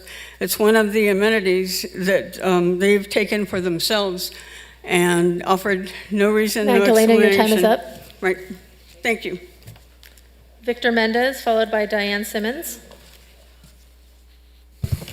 Good evening. So tonight we are asking the council, you're going to be hearing from other people, to really look at your contracts, agreements, convents with respect to this development.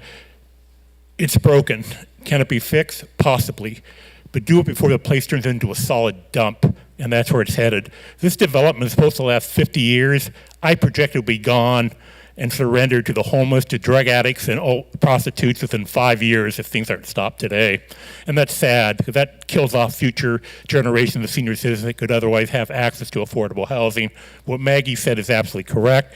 Corporate executives took over that amenity for us, beautiful views, and we can't access it anymore. These $200,000 a year executives come in, they lounge around, drink their nice drinks, while we have to swelter and pay our own electrical bill rather than cool down in that room, and that's simply outrageous.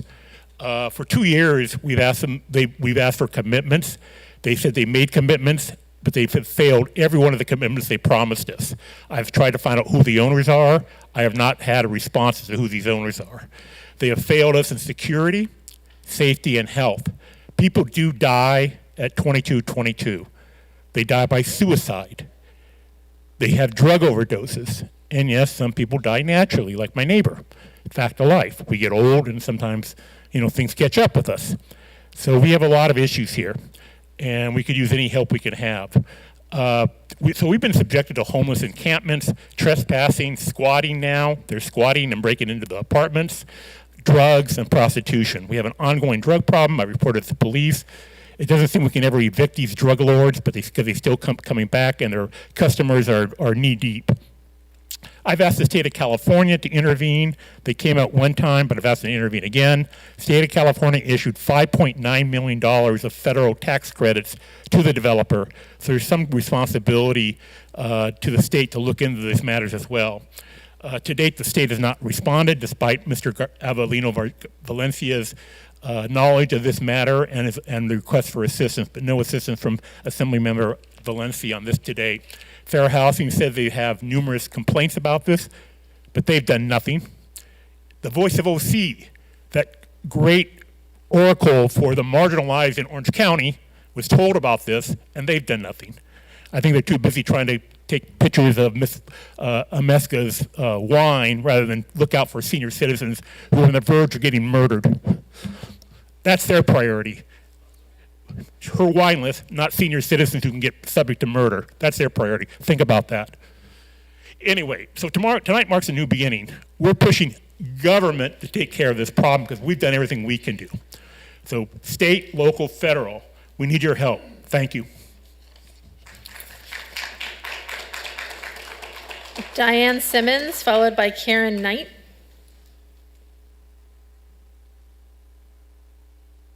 Karen's going to defer on her speaking, but Diane will speak.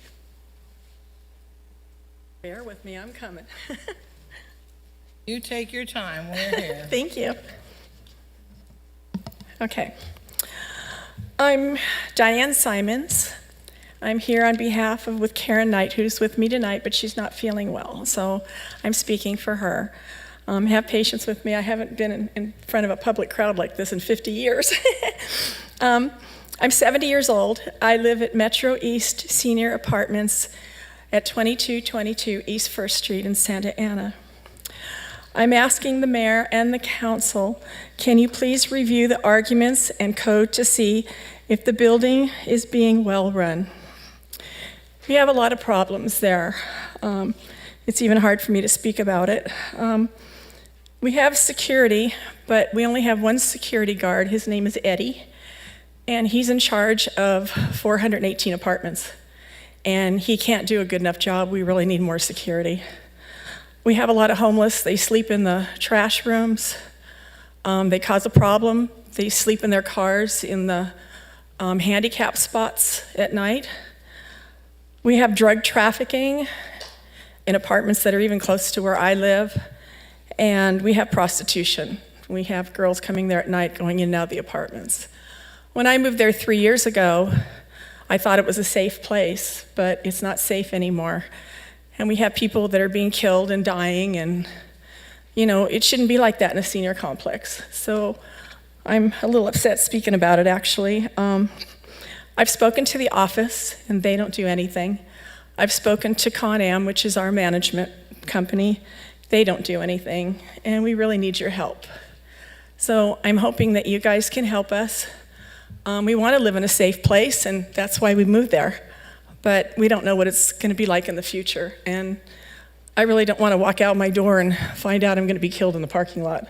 I can't even go out at nighttime. So I'm hoping that everyone can help us. I'm really speaking for the other people. There's a lot of seniors there that can't go out because they're disabled. And I'm just hoping that you can help us. There's just a lot of problems there, and it's really bad. And we can't use any of the common areas. Everything's taken over by the office. We don't have the lounge upstairs. We can't use the gyms. We can't use anything. Everything's locked up. So for the people that can't go out, that's kind of hard.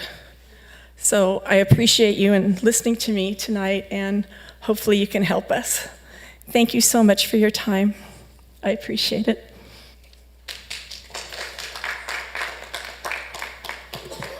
Mayor and City Council, that concludes the speaker cards. Additionally, there is no one on Zoom with a hand raised to make any public comments.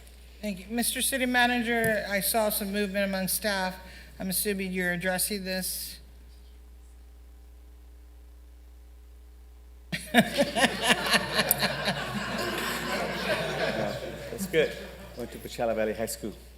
Our city manager went to Coachella Valley High School. Mr. City Manager, I saw some movement of Mike and men, and it looks like in the police department. So I'm assuming you will be addressing these things. Yes, we'll coordinate efforts between housing, code enforcement, and the police department. And I think if I could speak for the city council, we'd like an update, please. Yes. Thank you very much. Okay. That concludes public speakers. Madam City Clerk? Yes, Mayor. Thank you. Consent calendar items 8 through 37 are before us. Council members, please announce any items that you'll be abstaining from due to conflict, and if there are any items that you would like to pull from the consent calendar for further discussion. For a pull, any items, Councilman Hernandez? Yes, thank you, Madam Mayor. I just have some comments on item 21, item 26, and then a comment on item 34 and 35. Councilor Becerra. Thank you, Madam Mayor. I'll be pulling items 29 and 31. Thank you. Councilmember Vasquez. I have comments on 18 and 32. Thank you. Councilmember Lopez. Thank you. Councilman Penalosa. Thank you, Madam Mayor. Just pulling item number 25. Thank you. Mayor Pro Tem. I'd just like to announce my recusal from item number 24, as the City of Anaheim is a client of my employer, Rattan & Tucker. So if it is pulled, I will leave the room while it's being discussed. Thank I'm you. sorry, I couldn't understand you. Could you say that again? Yes, I would like to recuse myself from item number 24, as the City of Anaheim is a client of my employer, Rattan & Tucker. So if it is pulled off the consent calendar for discussion, I will leave the room. Thank you. Thank you very much. Do you have a motion and a second to approve the remainder of the consent calendar? So moved. Second. Okay, go ahead. Madam City Clerk, council members, please prepare to vote. This is a motion by Councilmember Penaloza, seconded by Councilmember Becerra, to approve the consent calendar with the exception of items 25, 29, and 31 that were pulled for separate consideration and discussion. And I have a brief announcement to make regarding item number 32. Pursuant to Government Code Section 54953C, an oral summary of salary and benefits shall be made prior to final action of the council on any local agency executive. Approval of item 32 includes an employment agreement with Alvaro Nunez as city manager with the following provisions: annual salary of $315,000 with an option for bilingual pay, city paid maximum contribution to deferred compensation 457 plan, 12-month severance if terminated at will, city-owned vehicle or monthly 500 vehicle allowance, health insurance benefits, term life insurance, and wellness stipend as listed in the agreement, and other benefits as provided to the unrepresented executive management group. Prepare to vote for the remainder of items. Vote is 7 ayes, no nays, motion carries. Go ahead, Madam City Clerk. The first item would be item 18 for comments by Councilmember Vasquez. Thank you. I just wanted to say I'm so happy to see this item where we support downtown businesses, we make it festive, we allow for people to come shop in Santa Ana, make it a good, enjoyable time and atmosphere. What I am worried about is the parking lot on front of the Yost, and it's just taking away from the sales of those restaurants. They're down by 50%. If we could push it forward, and it still looks like a mess down there, whatever you can do would be greatly appreciated. Thank you. Mayor, the next item is item 21 for comments by Councilmember Hernandez. Thank you, Madam City Clerk. I just wanted to pull item 21. Today, we just approved a main library renovation project. What we had done is an approved First Amendment to an agreement with Group 4 Architecture for research and planning and for additional design and engineering services. We increased the compensation amount by $499,383 for a total not to exceed amount of $2,657,948. On April 29th, 2022, the city entered into an agreement with Group 4 Architecture for the design and engineering services for the main library and renovation project. This project is going to enhance our library's physical, digital, and technological environment that will expand access and provide free, innovative, and interactive spaces for children, teens, and families. The beautiful thing about this 39,790 square foot facility is many of our staff have been working there for many decades, and they will continue to work there. And so as we have a brand new library, you will see all the same familiar faces that have helped you and your children over many, many years. This is a monumental day for our city as council is unified on investing in our library. Thank you to my colleagues and to our city staff for preparing this item. Thank you. Mayor and City Council, I'll note for the record, the vote on item 24 was 6-0-1 with a noted recusal by Mayor Pro Tem Fan. And the next item is item 25, pulled by Councilmember Penaloza for separate discussion and consideration. Thank you, Madam City Clerk. Item number 25, I pulled it to award a construction contract to All American Asphalt for the Grand Avenue rehabilitation from McFadden Avenue to First Street. First, I want to thank city staff for having this item before us. I know it's a long stretch of streets that we're trying to fix all at once, and I'm happy to finally be seeing them complete, along with Main Street and Warner and Grand, all in the surrounding areas. The reason why I pulled it is because I wanted to ask, first, thank you, City Manager and Director Saba for the information that you provided so far on the various contingencies amounts and what they mean and why exactly these amounts are requested. What I wanted to ask is about the Green Book standard specifications for public works construction. I know they are cited throughout the staff reports and make references to certain sections and standards, which is fantastic. What I want to know is when can we make that standard available to the public? I know that in various Google searches I was able to find some copies, but they cost $200+ for somebody to download. In the spirit of transparency, I want to assure that if we make something available to the public and cite something, we should make that standard available to the public as well. So can you speak to that, Mr. City Manager? So to the extent, and thank you, Councilmember Peñalosa, to the extent we made reference to the Green Book, we'll provide in context either the section we're highlighting in the staff report or try to provide, we will provide e-link to the actual Green Book.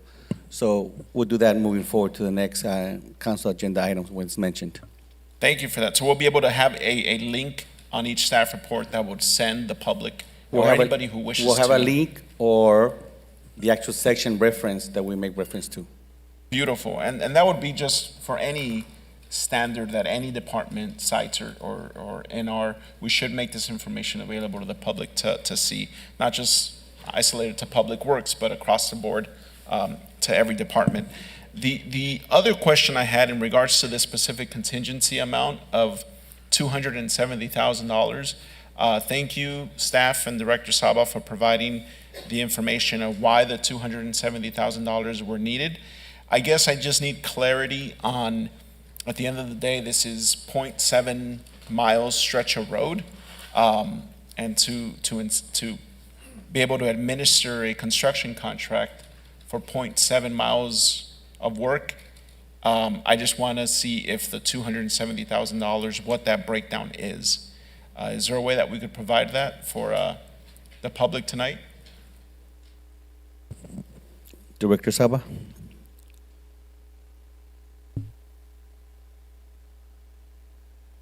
Good evening, Mayor. Good evening, Mayor Pro Tem, member of the City Council. Yeah, there you go. We sure can provide you a breakdown of the expense of the 270 for construction management. I have Rudy Rosas, our city engineer, who can help us with that.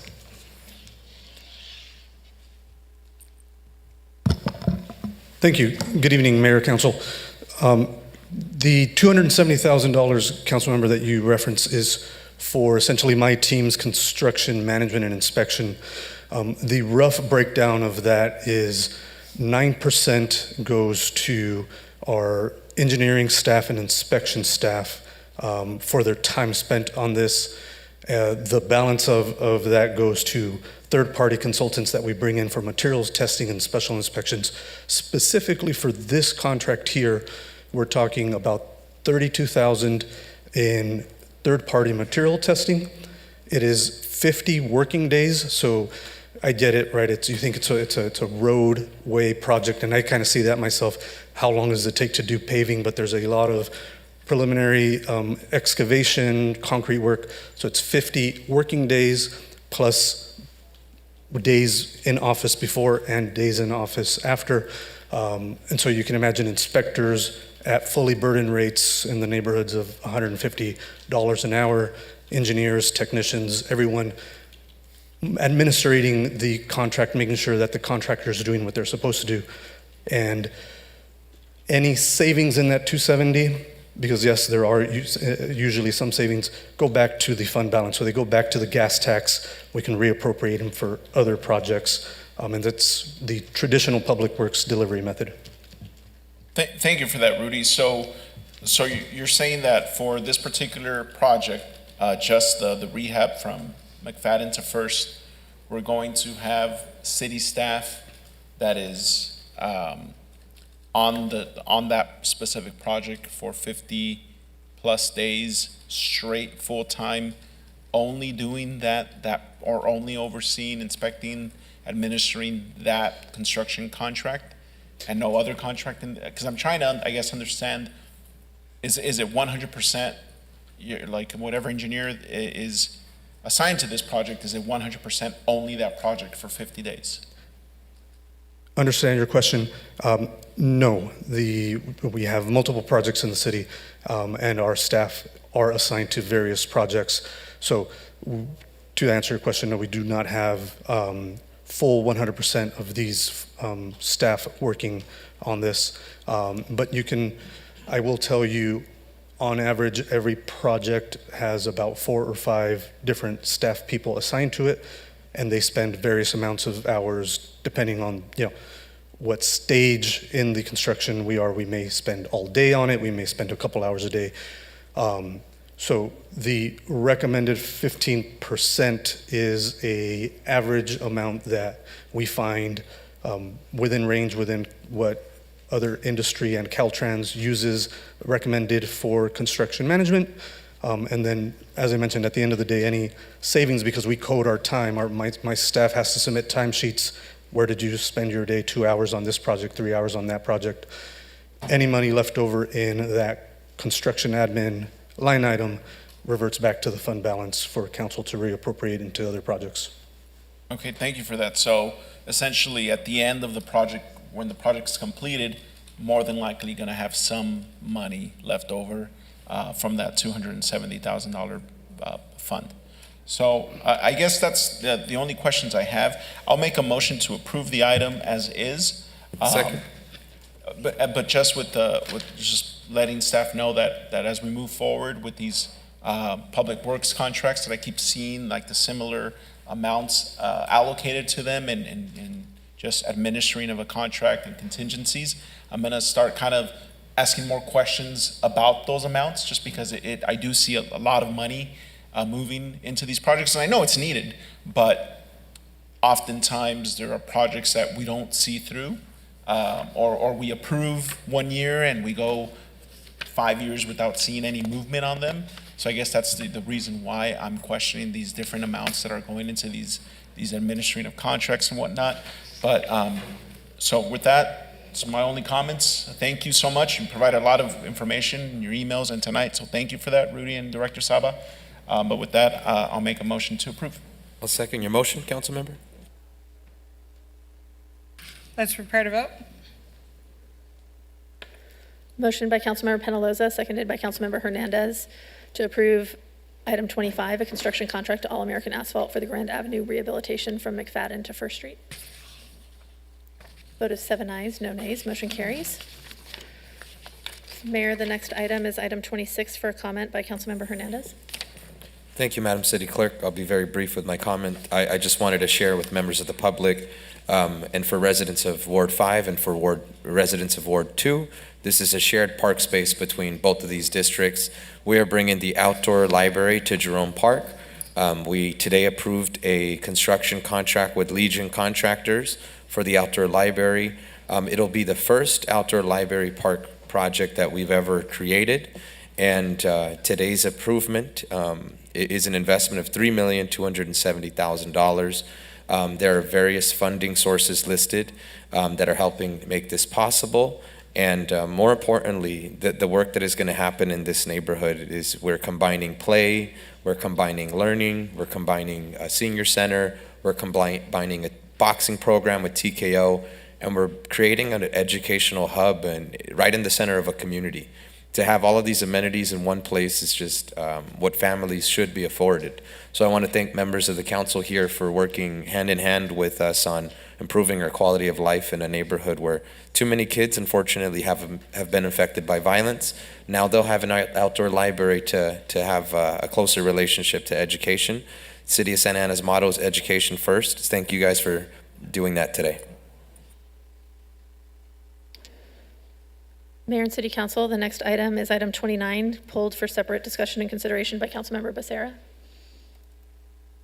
Thank you, Madam Clerk. And City Manager Nunez, could I please have Director Saba come to the podium, please?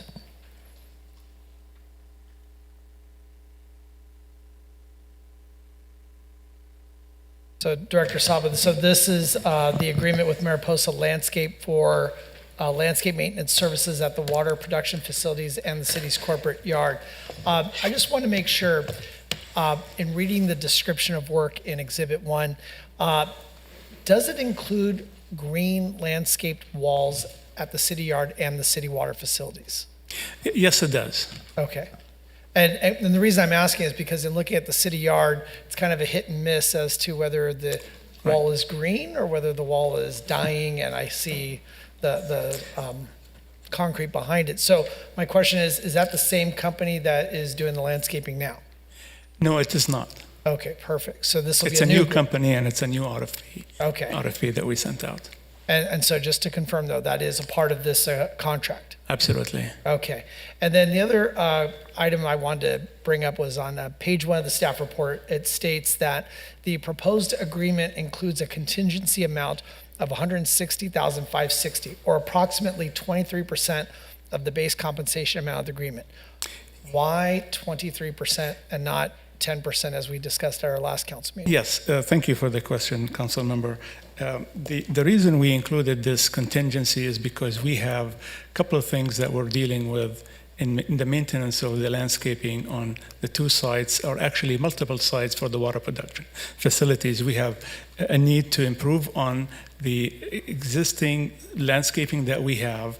As you can see, this is a maintenance contract, so we have contracted out to maintain the existing, but we also want to improve on what we have. So the contingencies will be added or be used to improve on what we have. Example, adding more ivy on the walls for the city yard. That's one example. But also, over the years, we have experienced theft. And the theft really includes the backflow devices, which is a brass device or a valve that is very attractive to people to cut and salvage, and having to experience plant theft.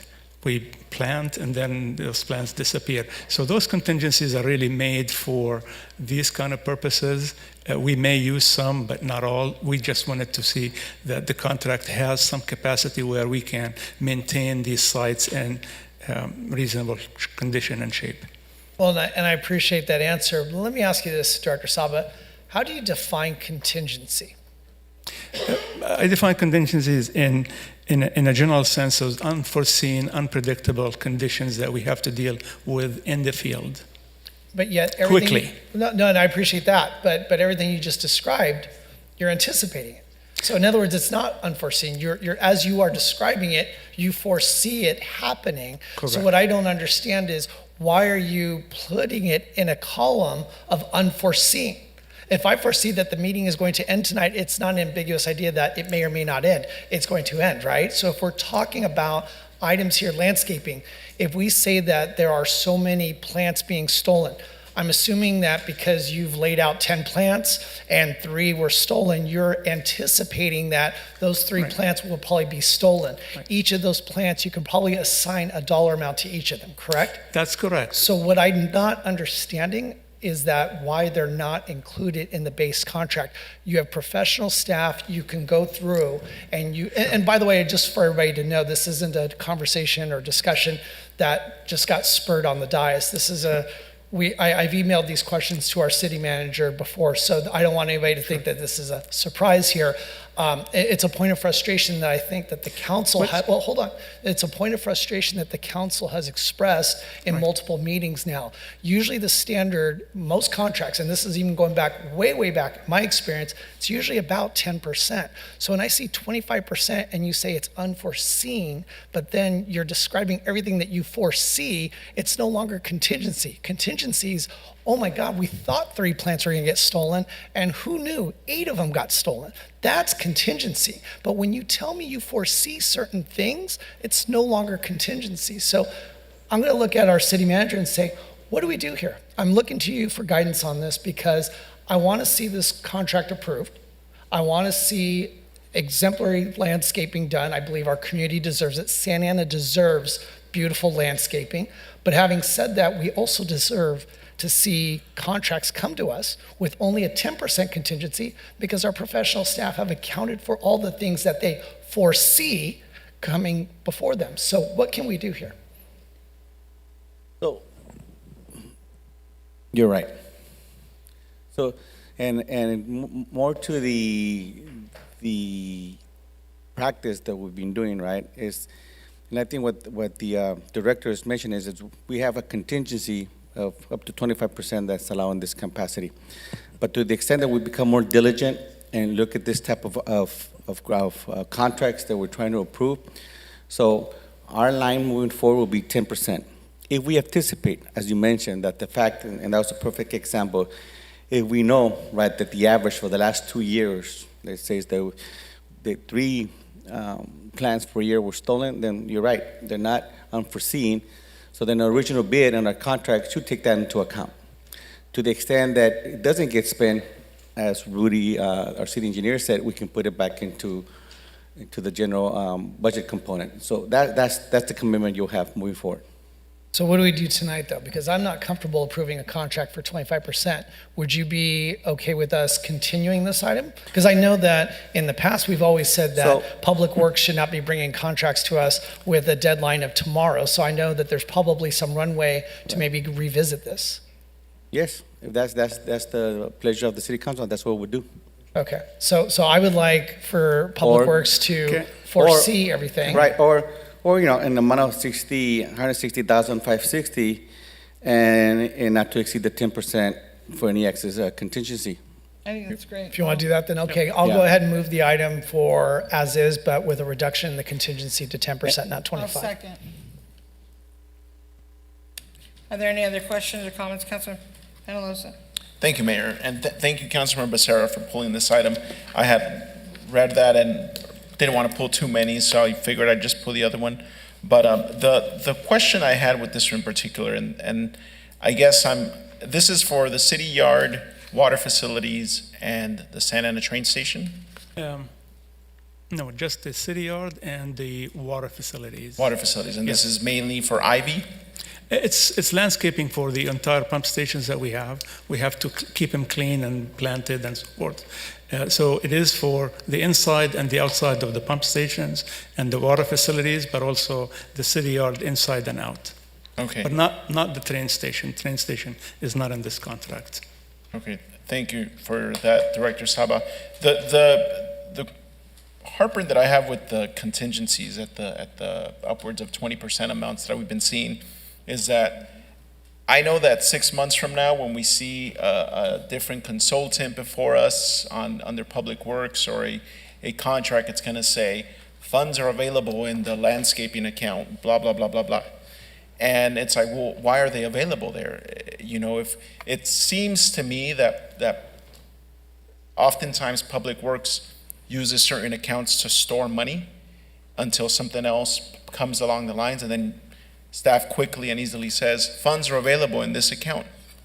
And the reason why I have issue with that is because I've asked, for example, the street medians on Edinger. Edinger is a very, very heavily used thoroughfare in our city.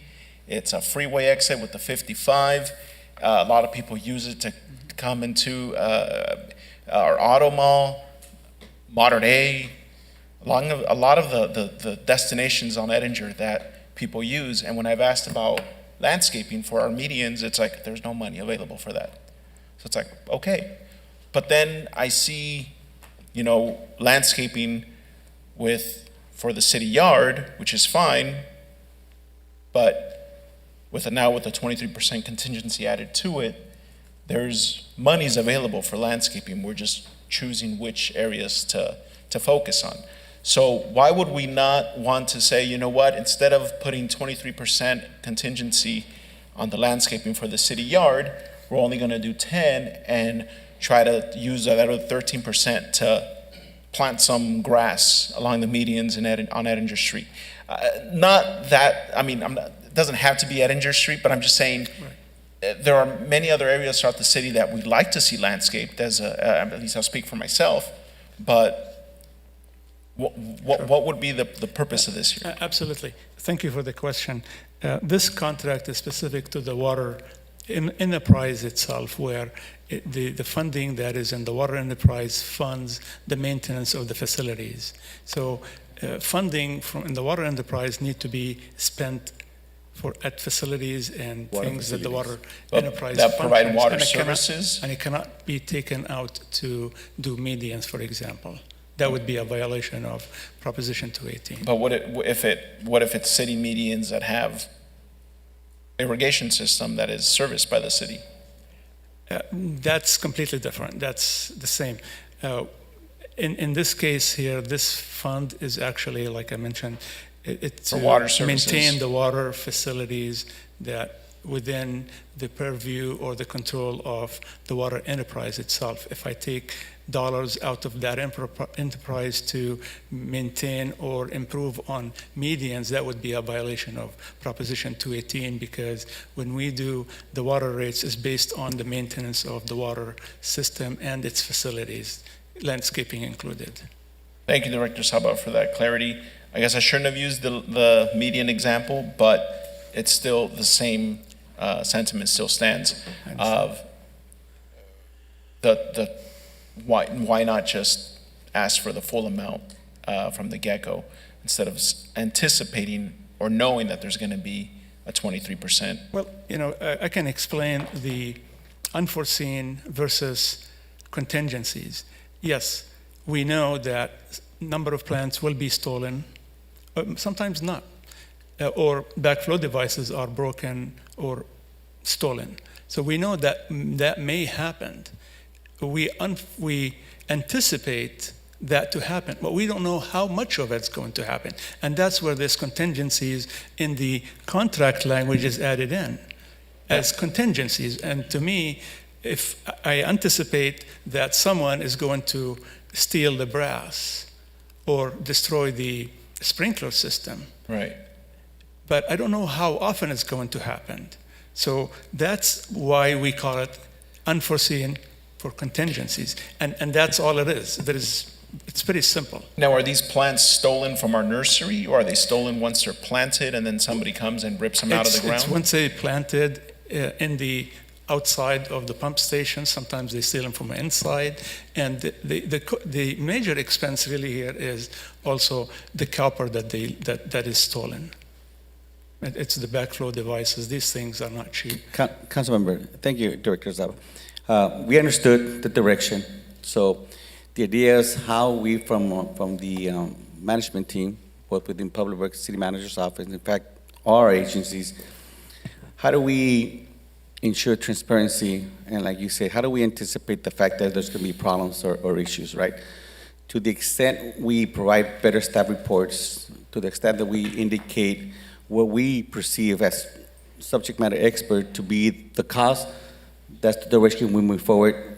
We allow for the 10% just for that type of uncertainty, right? And to the extent that we need to come back then and explain if we need more money, then that's what we'll do. But the message is received, it's cleared, and we'll work together to make sure that we're moving forward. We don't belabor these kind of discussions, understanding that some of the waters might, and some of the funding sources might be very specific, so we should make that in the staff report allocated, right? If we're using, for example, CDBG, can only be used in a CDBG census tract.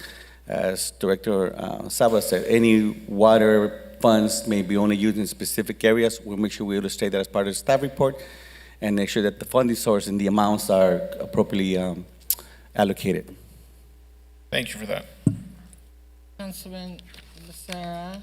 Thank you, Mayor. And I want to thank you, City Manager, for saying that word transparency. That's paramount to what this is about. The fact that when you leave it up to contingency, you might as well just say, I need money for landscaping. What's it going to be?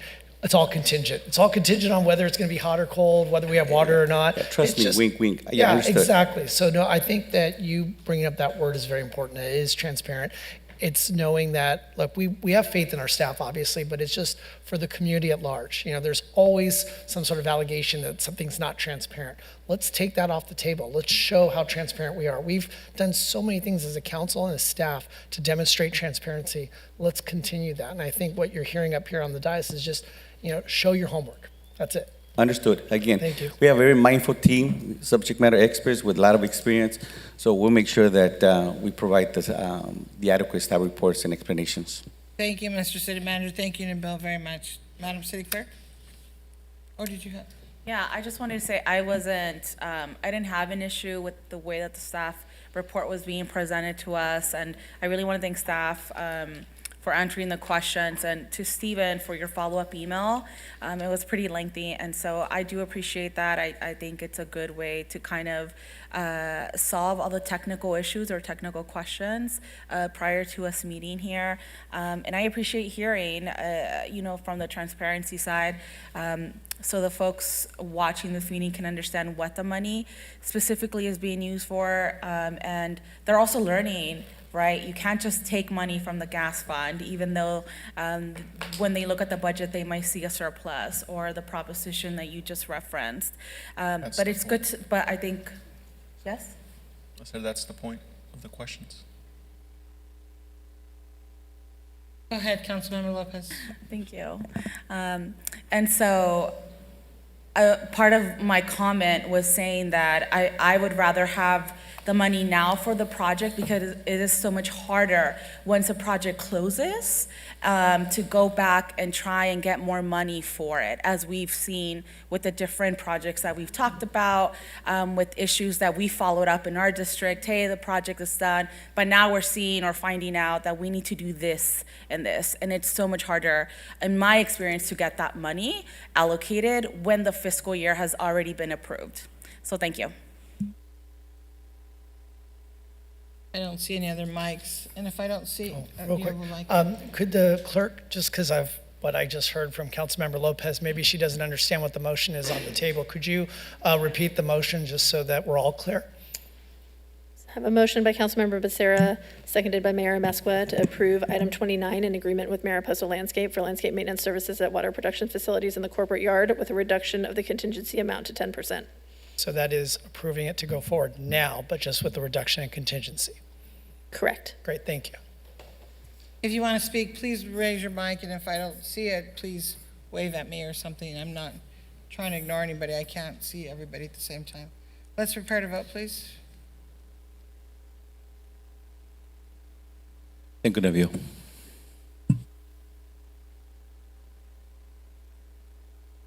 Councilmember Hernandez. Vote is 7 ayes, no nays, motion carries. The next item is item 31, pulled by Councilmember Becerra for separate discussion and consideration. Thank you, Madam City Clerk, Madam Mayor.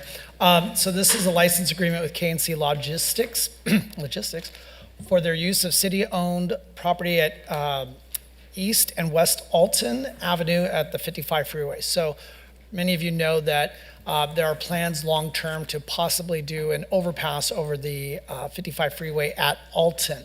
As you can tell from the dirt lot on both sides, we're not close to getting it done just yet. So in the meantime, we're taking advantage of the land and entering into an agreement with KNC Logistics to lease them the land. City Manager, I wanted to talk about the agreement. So that property, as I come down the 55, there's a lot of landscaping along there in that particular area, to the point that I almost wonder if we've rezoned it to residential, because I'm starting to see encampments over there. And I'm being facetious because I'm pretty sure we haven't rezoned that area.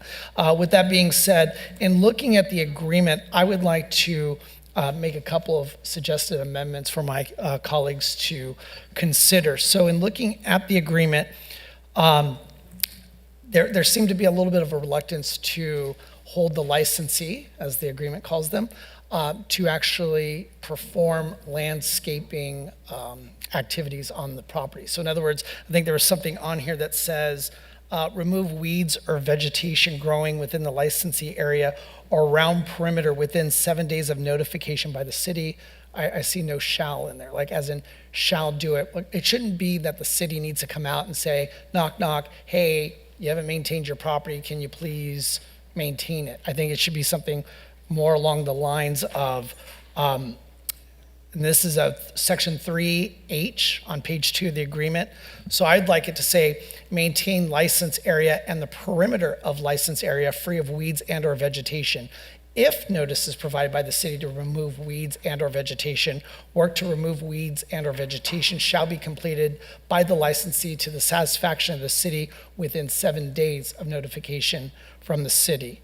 And then also too, I would like to add a requirement in Section 3 that states that the licensee shall post signs with Santa Ana Municipal Code Section 10-96 and CPC Section 602 to the satisfaction of the Santa Ana Police Department.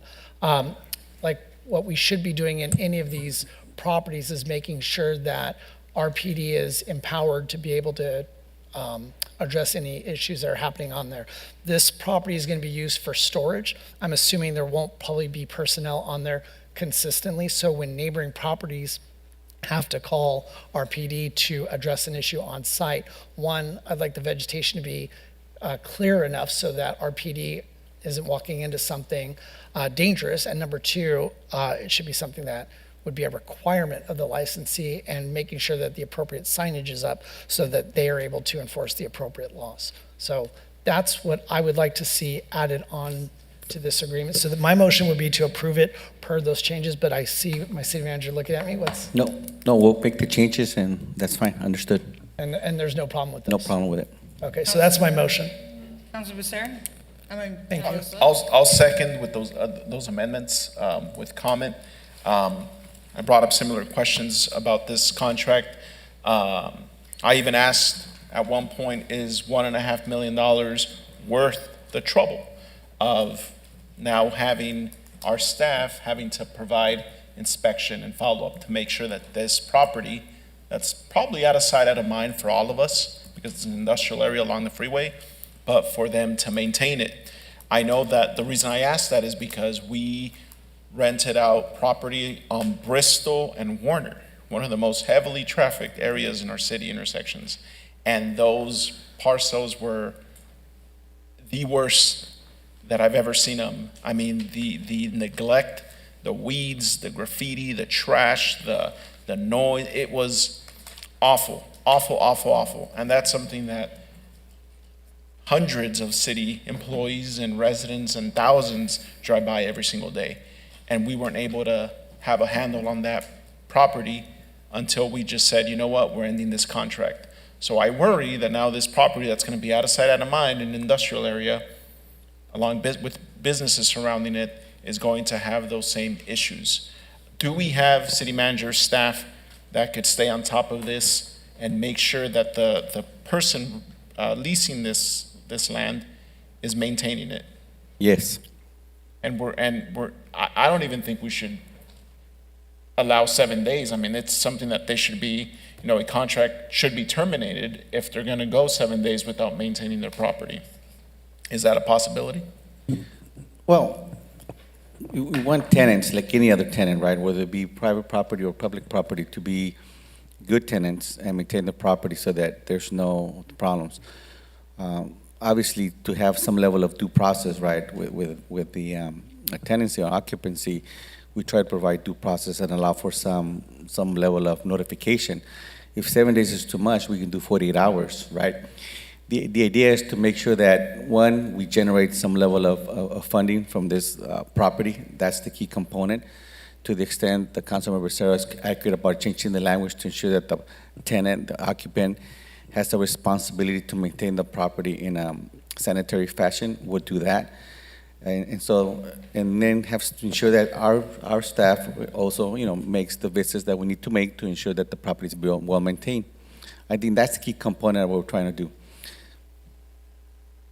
Okay, because currently, right now, Bristol and St. Gertrude, on the Ward 4 side, your side, Phil, it looks pretty bad. I don't know who's leasing it right now, but it's things like that, where if we drive by something hundreds of times a day and we allow it to look like that, I don't see us being able to manage this contract. But that's just, just looking at something objectively, as something along Bristol Street. But with that, those are my comments. Thank you. Thank you very much. Madam City Clerk. Was that a request to amend my motion? Oh, yeah, I would say 72 hours after the city first notifies the contractor, it's Caltrans, they should be able to Understood. maintain their property. 72 hours is more than enough time. You can make it 48 hours. You're being nice. I'd Right. say 48, but. What does staff recommend? 72 hours is fine, right? And to the extent, and how would I say this in a nice way? So we're mindful, right, at the opportunity to lead the city. So to the extent that we prioritize those type of concerns, right, make sure that our staff reports are diligent and expressive enough so there's no additional questions, right? To the fact that we've worked the last couple of months to make sure that our agendas are very precise so that we don't overextend to the late evenings, right? Let the issues, arise that promote the discussion, not the failure to write good reports. So we're mindful of the new leadership, hopefully that we have, and we provided direction yesterday to make sure that our city properties throughout the city are well maintained. And so that's part of this initiative to make sure that at least we're good stewards of the city's properties. This includes parks. We made notification. You'll start seeing additional signs in our parks to make sure that people understand what are the requirements and the hours of operation to ensure that component. So we're moving in that direction to ensure that we're good stewards of the city's properties. Perfect, thank you, and thank you for sharing that with us. We really appreciate it. It is truly about the city leadership that you're sharing this. Looks like no other comments. Madam City Clerk? A motion by Councilmember Becerra, seconded by Councilmember Penaloza, to approve item 31, a license agreement with KNC Logistics LLC for their use of city-owned East and West Alton Avenue at SR 55 Freeway parcel, as amended to change section 3H to require maintaining the license area and perimeter area and within 72 hours, and to add to section 3 a requirement to post signage.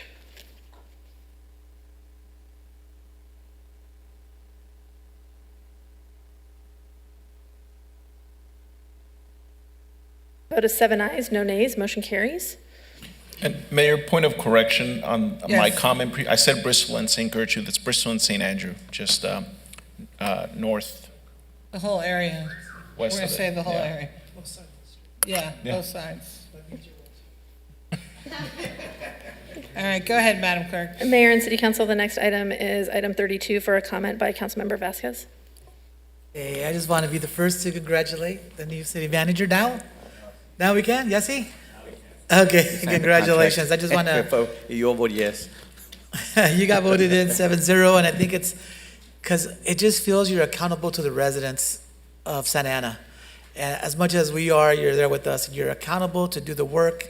You're known for getting things done. You're not rigid, and I appreciate your creative solutions, but you also bring compassion to the city manager's office. I appreciate that work that you've been done, looking at both sides and asking why not? Why can't we get things done? Why can't we do these things for the city that are right?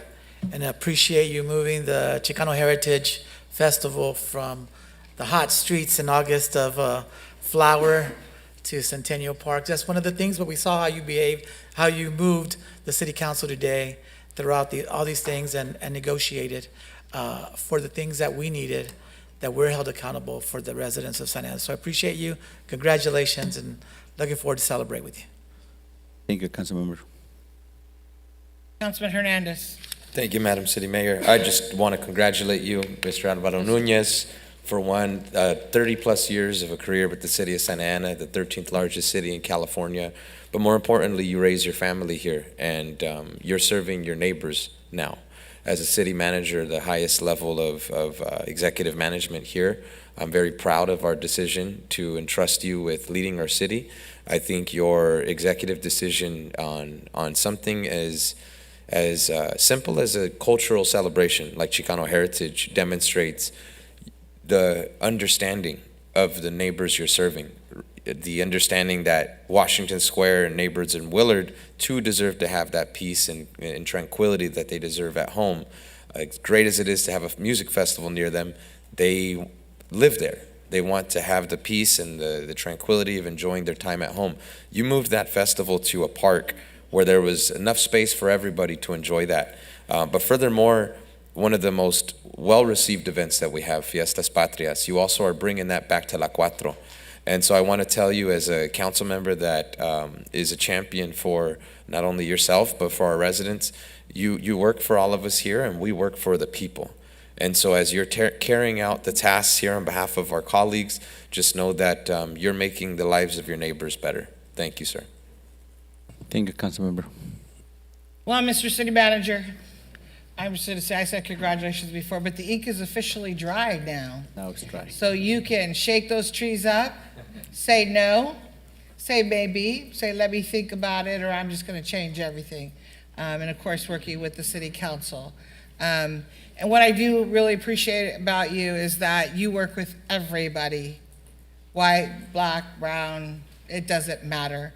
That is what is very unique about you. I've never seen anything different. And it's not just about one event, it's about all the events that we have in the city. It's about all the issues that we bring to you or the constituents bring to you. I appreciate you, before you were city manager, coming to the neighborhood association leadership meetings. You address their needs.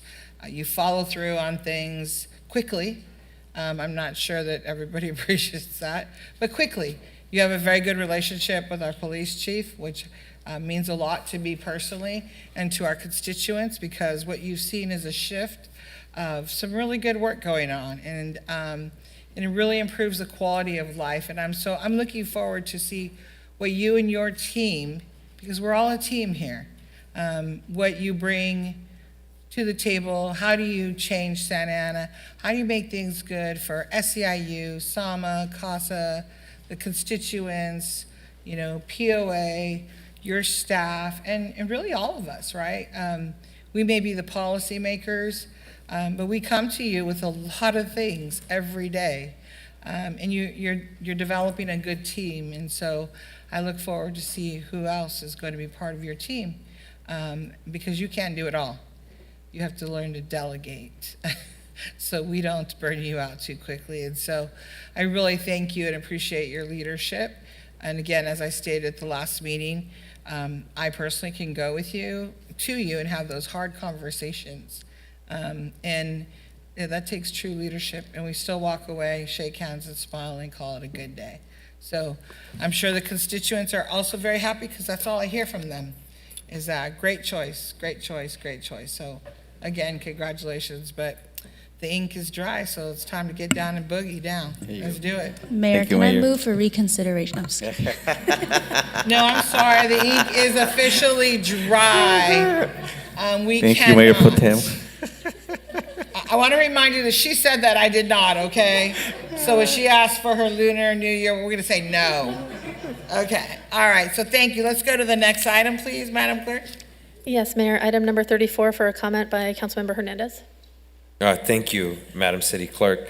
I just wanted to pull item 34 because this is an adoption of an extension and First Amendment to the Memorandum of Understanding, the MOU, by the SEIU, the Service Employees International Union, Local 721.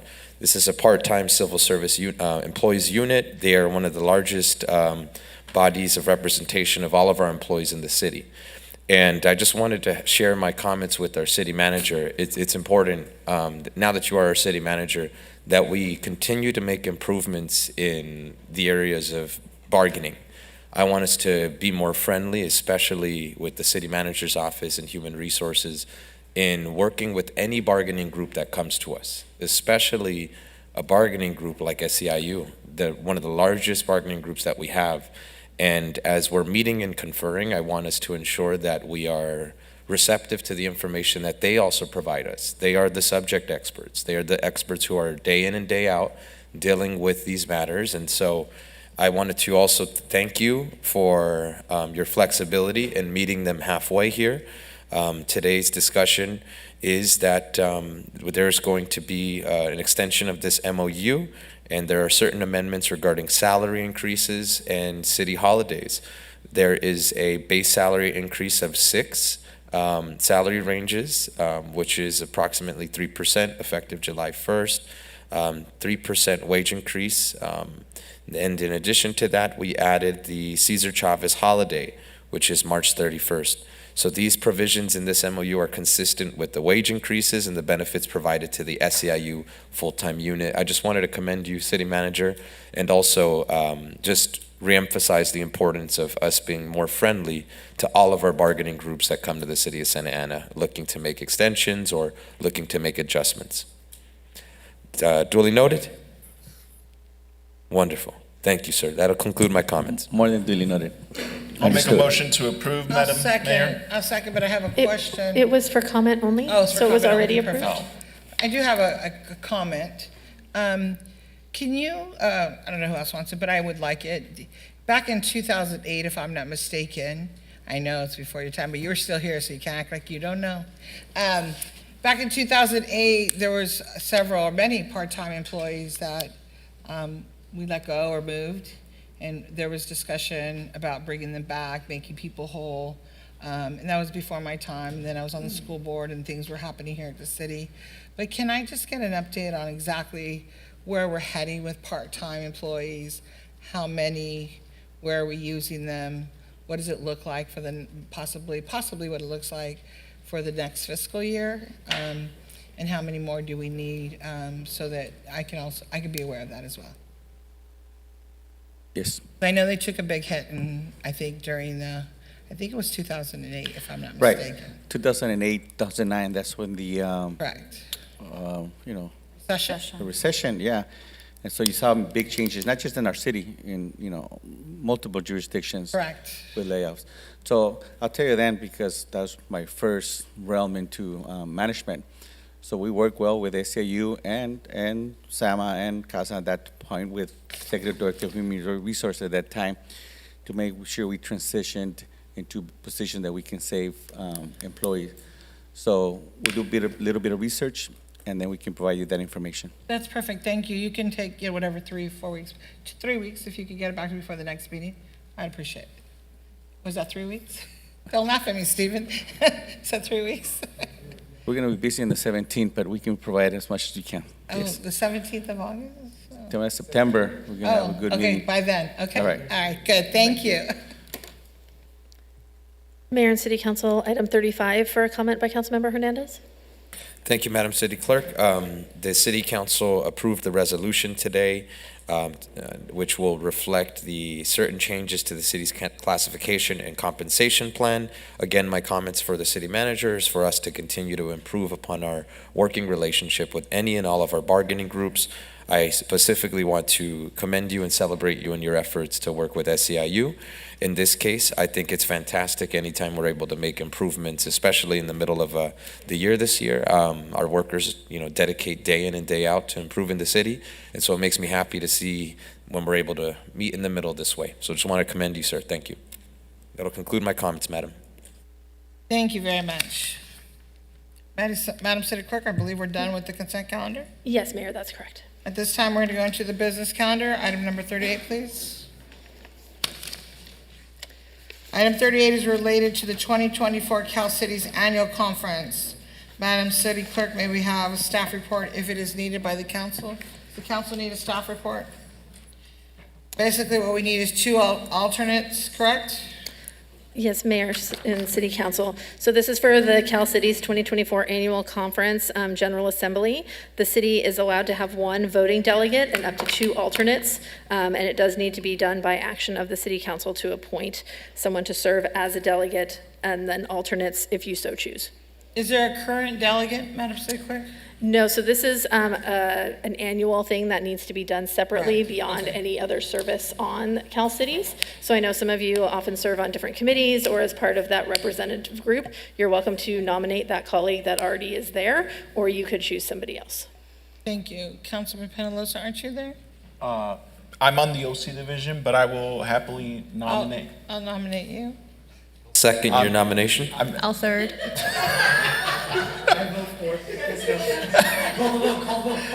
Let's prepare to vote. I believe we have a motion and a second on the floor, Madam. Wait a minute. Done. We're easy. We're good. All right. I was going to nominate Councilmember Becerra to be the voting delegate, and then It's too late, baby. Councilmember Lopez. No, thank you. Alternate? No? Mayor Pro Tem, alternate? I'm good.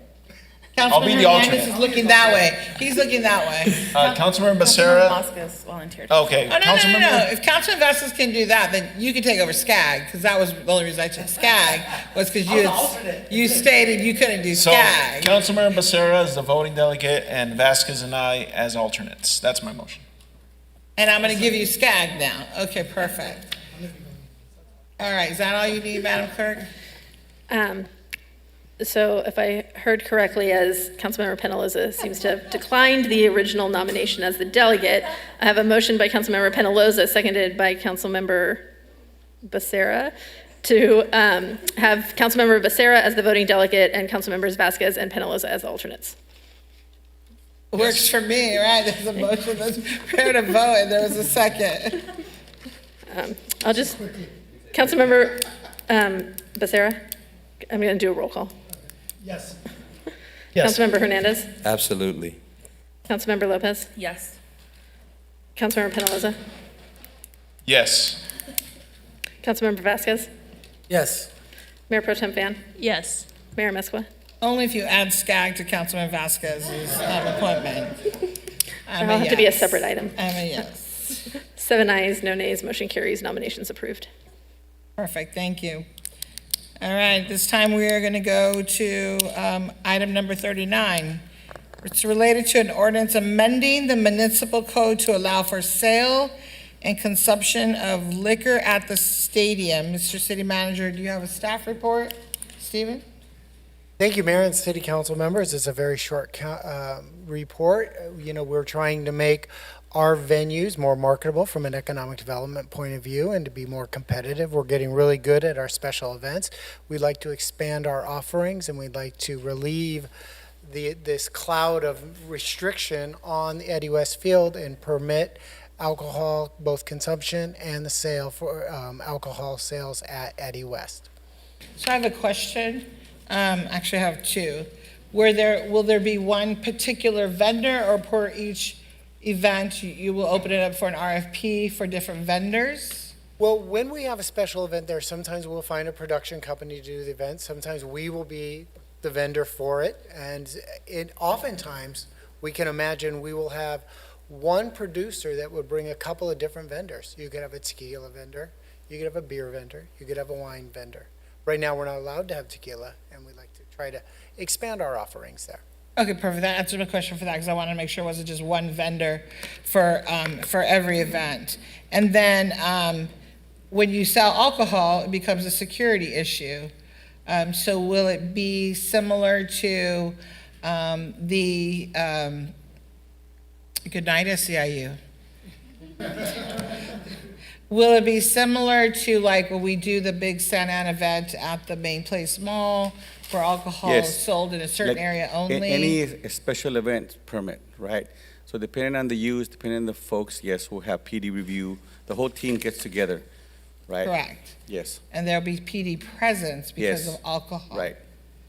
Perfect, okay. Any other council members? Questions, Councilman Becerra? Thank you, Madam Mayor. So I love what you guys have proposed. This is great. I love the overall concept. But in looking at the suggested or proposed language for the ordinance change, you talk about predominant age of the audience for determining whether it's an adult event.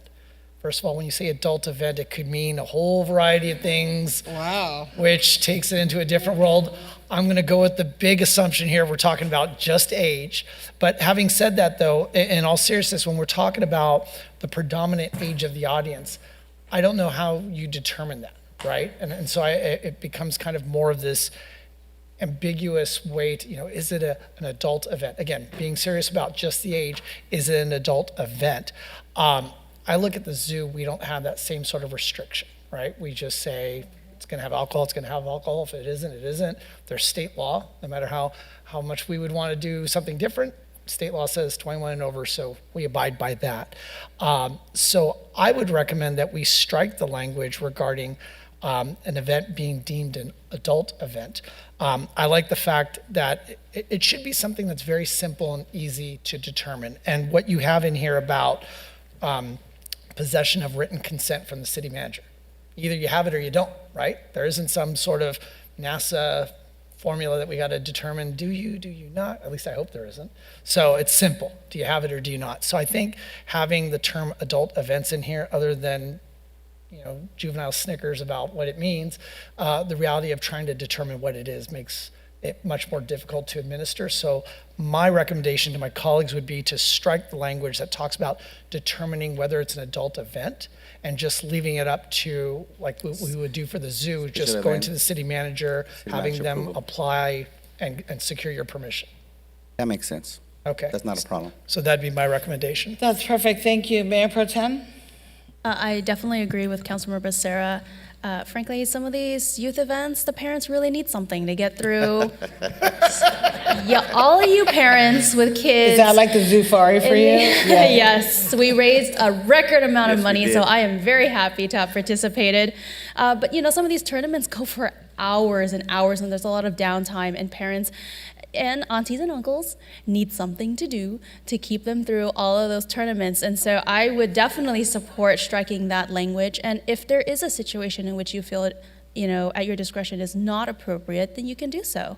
And so with that, I would definitely support that language. Thank you. Thank you, Mayor Pro Tem. Even Disneyland sells alcohol. Come on. Councilman Hernandez. Thank you, Madam City Mayor. I'm supportive of the proposed change in language as well. I just wanted to commend our city manager, Parks and Rec director as well. This is good economic development. It's the Civic Center, it's economic development close to the downtown. If there's one recommendation I have is that we increased visibility of language that maybe encourages people to be responsible with drinking and driving, right? Of course, we have signage we can place, just like we normally would with any event or concert. But I also just think there's downtown businesses we can promote as well, right? And so let's say there's an event and that you have Native Sun Brewery, you have Cervecacito, we have a lot of good breweries here. I also hope that you guys use that as an economic driver to have some local breweries a part of that. I just think that's a great idea. But with that being said, I'll put a motion on the floor to move this item. Thank you, Councilmember. Understood. Councilman Penalosa. I'll second the motion with comment as well. Basically agree with everything that's been said already by all of my colleagues. I guess I'm just curious, why did staff go with this adult events language? I mean, what was the rationale behind that? So, and understood, right? Once you hear the commentary, you get the perspective. But the reality is, you have football games, right? Young CIF games. So there's this fear sometimes of folks. So we want to understand that the 80 West is going to be a different venue, right? And we want to include that adult language to ensure that it's not just going to be for high school games, right? That we're looking to expand a little bit, but it's understood.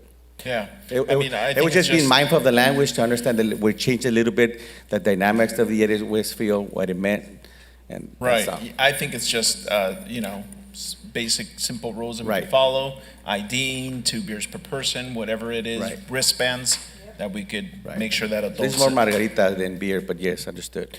Sure. But yeah, those are my comments. But good on this, and I hope that whenever we do move into eventually contracting with somebody, there's some beneficial revenue sharing for the city that we could generate some revenue on. So that is it. Thank you. And then my apologies, Madam Mayor, but I did want to include the language where we're striking out the adult events. So I want to add that to my motion. So that way we're clear on the record that my motion is including striking that language. And yeah, my second still sits. Right. So one quick question, and I don't know if this is for Director Tai or for our city manager. So do we have a license for the stadium? An ABC license? No. No, but I mean, just saying it's. No. You like how I said that, no? No, but again, and with a planning background, you understand, right? There are special ABC licenses for special events, short term, that we can obtain. Well, and to be clear, I know that Right. when folks, like you mentioned, like professional management folks can come in, they can They bring have- their license. exactly. So it's not that we're going to have a bunch of events without ABC licenses. Exactly. But having said that, and to Councilmember Hernandez's comments, when we look at the stadium as economic development and how do we make this venue more attractive, again, we can have these management companies come in with their ABC license in hand and everything's kosher. But as far as for the venue to have that just added value, maybe that's something that staff could report back as to possibly pursuing a full. Or an ABC license. Yeah. It's understood. If you notice, this is a step moving forward. We keep talking about 80 West, right, and the lost potential. So with the expanding improvements regarding the seating, with this change in allowing different type of alcohol sale, right, it just allows us to promote the site better, right? It's a concert venue, it's a sport venue, and so it just makes it more flexible for us to really have an economic development benefit. And I believe we're having a mariachi event in October, so hopefully that'll be all resolved before the mariachi event. It should You be. can't listen to mariachis with without tequila, come on. And All right? understood. All right, so make sure. Mayor, if I may, just for purposes of drafting this second reading, if the first reading passes, are we suggesting that after city manager or their designee, we strike for adult events, and then the entire sentence after that, an event may be deemed okay. That is correct. Okay, thank you. You're welcome. That is correct. Okay, can we prepare to vote, please? A motion by Councilmember Hernandez, seconded by Councilmember Penaloza, to approve for first reading of an ordinance amending Article VI Stadium Section 2.743 Liquor of the Santa Ana Municipal Code as amended to strike the language pertaining to adult events and determine that the action is exempt from CEQA pursuant to Section 15301 Class 1 existing facilities.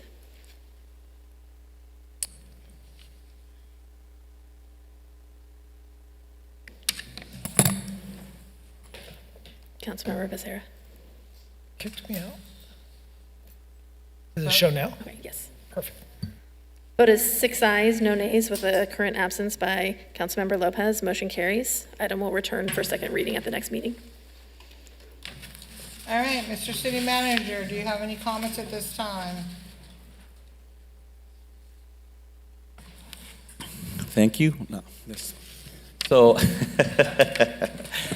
that's good. Is that a Thank you. no? We can move Yeah, on. no, You're yeah. No comment. Just again, an appreciation to the City Council for the vote of confidence. Today we had a very interesting meeting, to the extent that we are realigning ourselves to the key focus, right, of government management. So you'll see our staff reports. You've seen our city council meetings the last couple of months be very streamlined, very directed, without hurting city business. And so that's the focus that we're trying to bring. We have a very good team of executive directors. And so hopefully you see good changes, positive changes, and you'll see meetings that don't have to go through, like Councilmember Hernandez used to mention, to 11 o'clock at night without shortcutting in any city businesses. I am a resident here of the city of Santa Ana almost 33 years.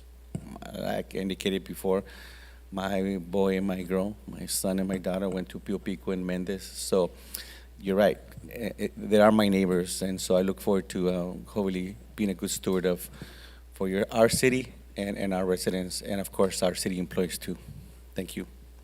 Thank you, Mr. City Manager. Let's do council comments. Councilman Vasquez, please. Thank you. First, I want to wish Councilmember Jonathan Hernandez a belated birthday. Happy birthday. He turns 26. And at the next meeting, I do want to bring a conversation about the press policy during council meetings for council discussion. I want to bring it back so we can have talk. I believe we can do better. I want to see the Townsend Task Force come back together and make a plan for making sure we follow through on the things we said we're going to do, and having a plan that we can fix or help Townsend and lift them up.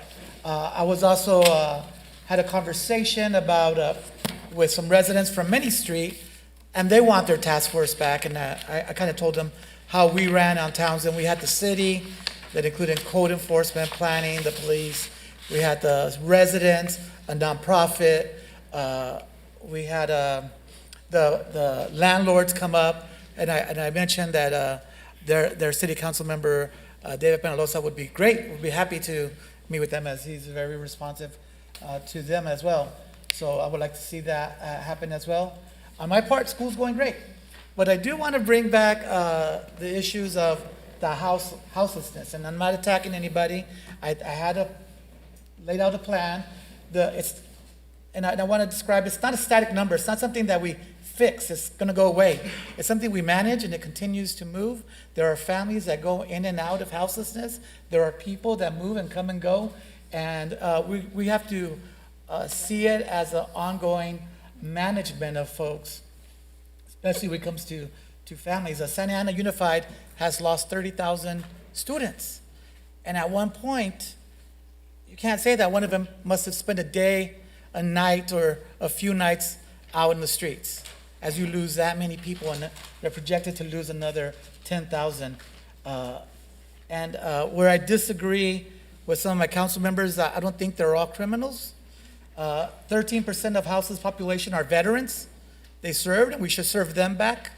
We should make sure, use our words and not call them criminals.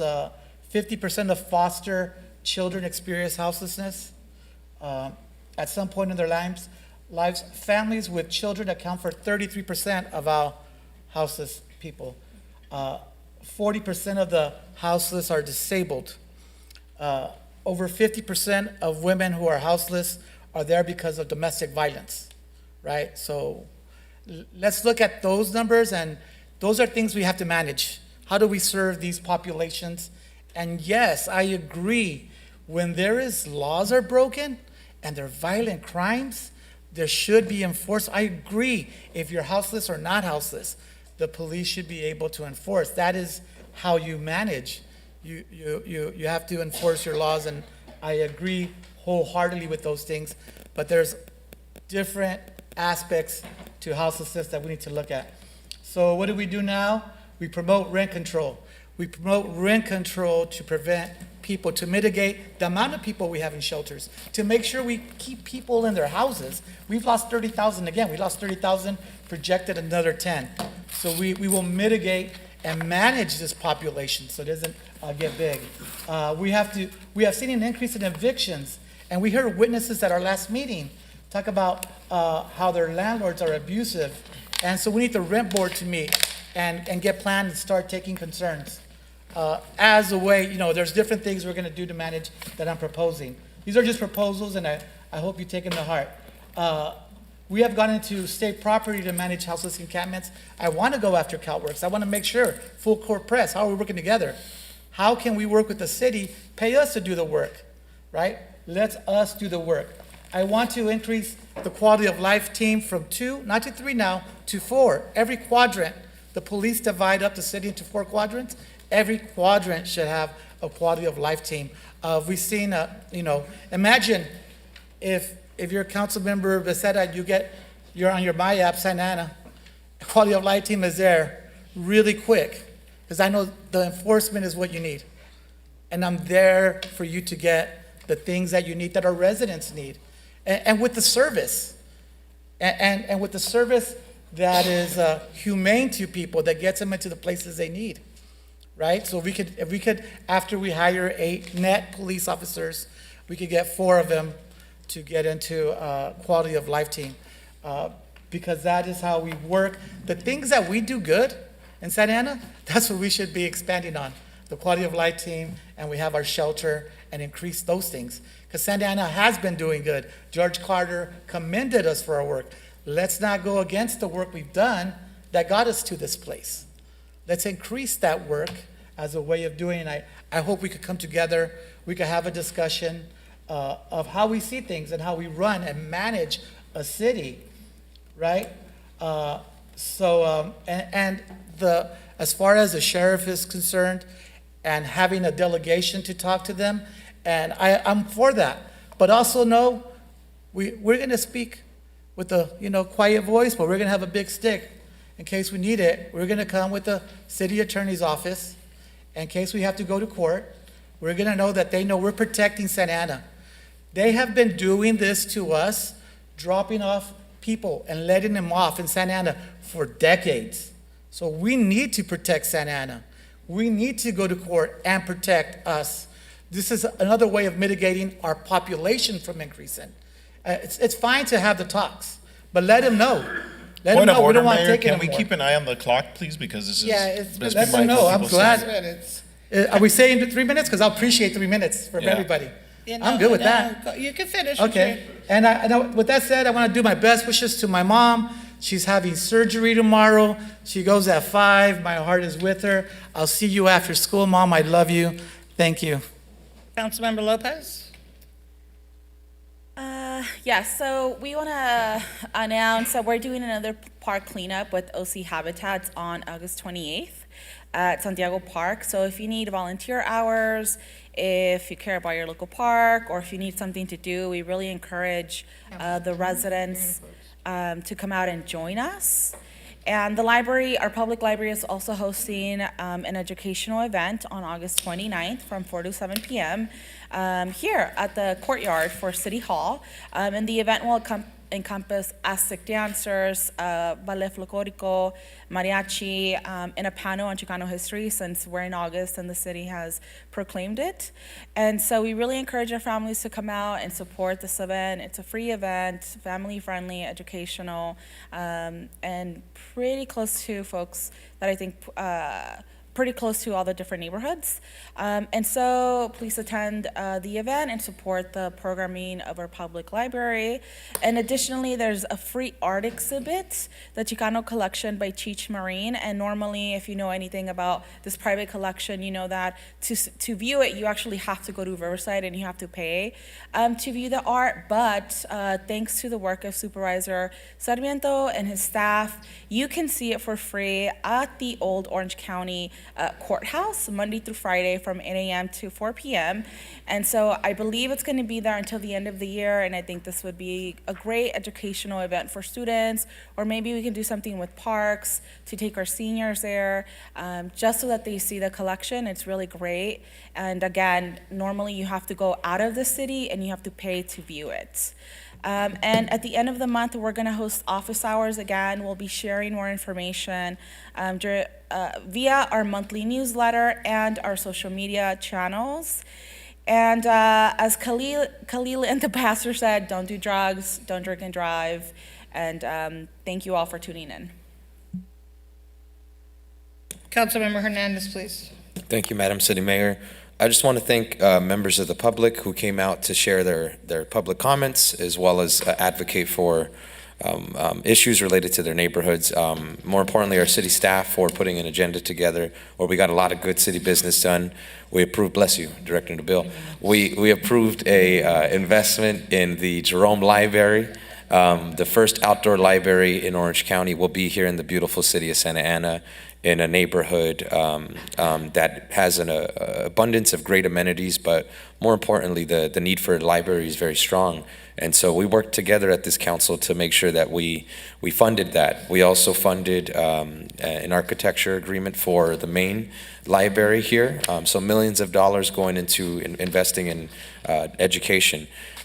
In addition to that, it is Chicano Heritage Month, and we just had the largest Chicano moratorium in the country here in Santa Ana on August 11th. It was a beautiful day that saw thousands of Mexican Americans come together and celebrate their history in the form of art, music, and education, and there was a cruise as well. Several of my colleagues were a part of it. I know Councilmember Vasquez, Jesse Lopez, Mayor Valerie Mesqua, Councilmember Fan, and myself were a part of it. It was a really great time to be able to meet our neighbors, get them involved in the cruise. You got to see these cars had, multi-generational families, moms, dads, grandmothers, grandkids, children. It was really beautiful. And given that we were the first city to declare August as Chicano Heritage Month. I want to thank the county supervisor who made the county of Orange the first county in the country to declare August as Chicano Heritage Month. I also want to thank our school board president, Carolyn Torres, making Santa Ana Unified the first school district to declare August as Chicano Heritage Month. And then lastly, our city manager's office took the lead on introducing a Chicano Heritage educational celebration of culture at the library. This will be the first time that the city has this event. This event will take place on August 29th, 2024 from 4:00 p.m. to 7:30 at the Santa Ana City Hall courtyard. This is the day of the Chicano Moratorium. It will have an Aztec dance performance to open up this event, a mariachi performance. There will be a Chicano history panel led by Alejandro Gradia, a PhD professor in Chicano and Chicana Studies at Cal State Fullerton, and Santa Ana College professor Angelina Vena, an adjunct faculty member of the Santa Ana College educational institution.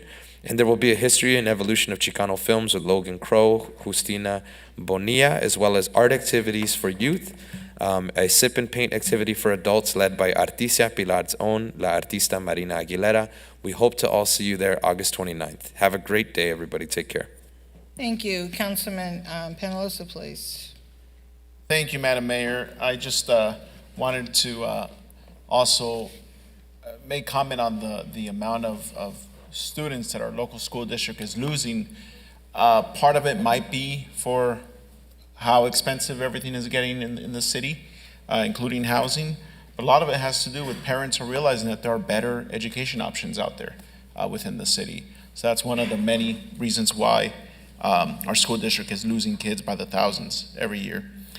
With that said, along with Billy Bean tonight, I also want to respectfully ask the mayor and my city council colleagues that we close tonight's meeting in honor of Linus, a beloved member of the Santa Ana Police Department Mounted Unit since April 2013.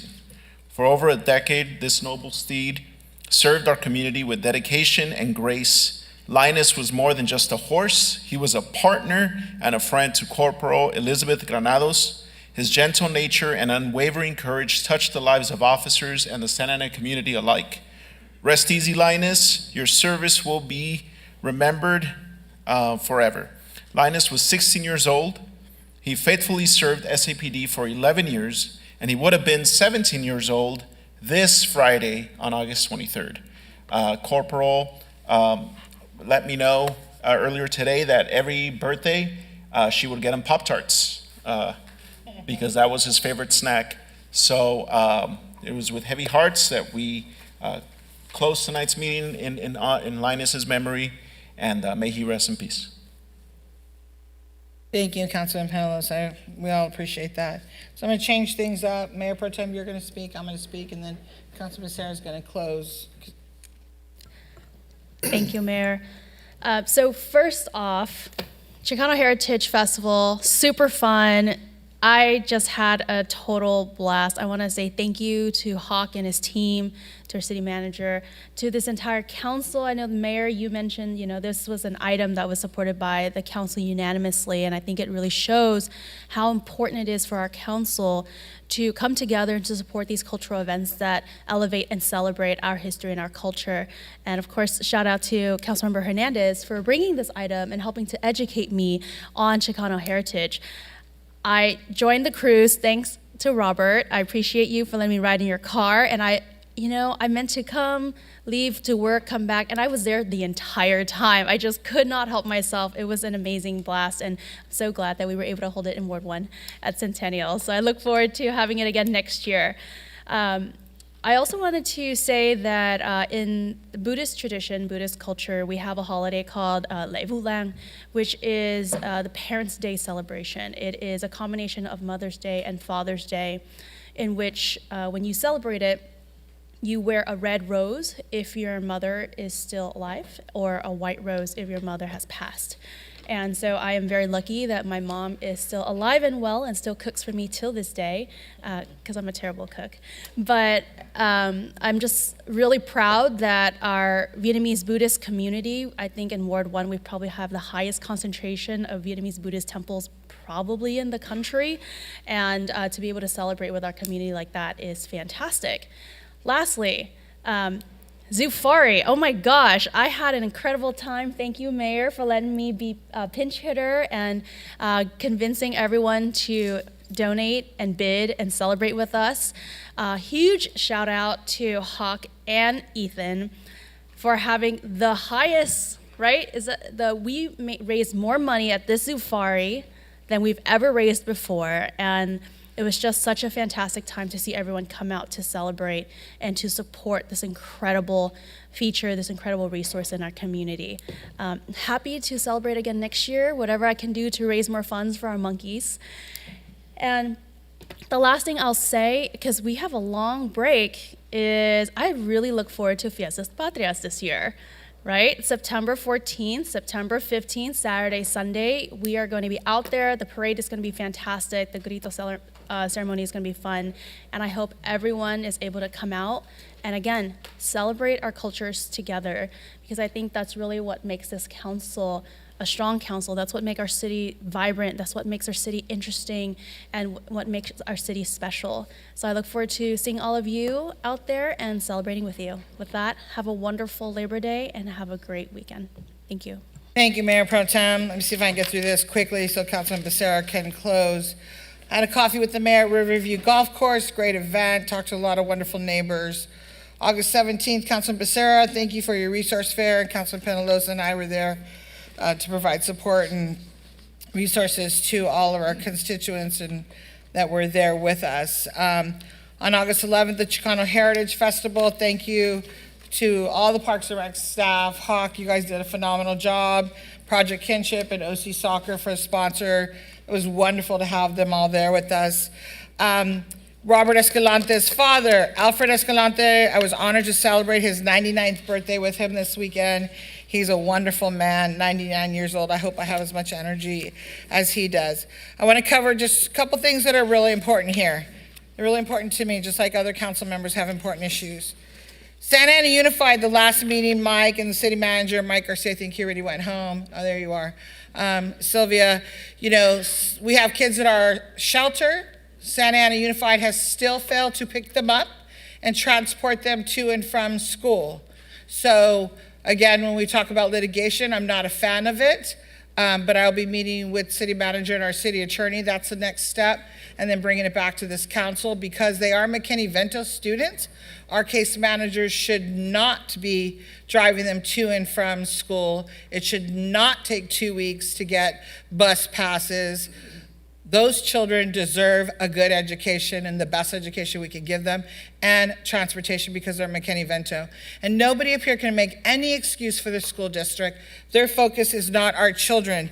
The board president, Carolyn Torres, is working really hard to put on the ballot, which it will be in November, for her $355 million bond in the city of Santa Ana with declining enrollment. And we just heard from 2 council members how we are losing students at Santa Ana Unified, but yet they want to bring to us $355 million bond. So for parents that are watching at home and all of us that vote, remember that in November, when we have declining enrollment at Santa Ana Unified, they're expecting to lose another 10,000 students. It'll take them down to probably the low or the high 20,000s, because they're at 39 almost right now.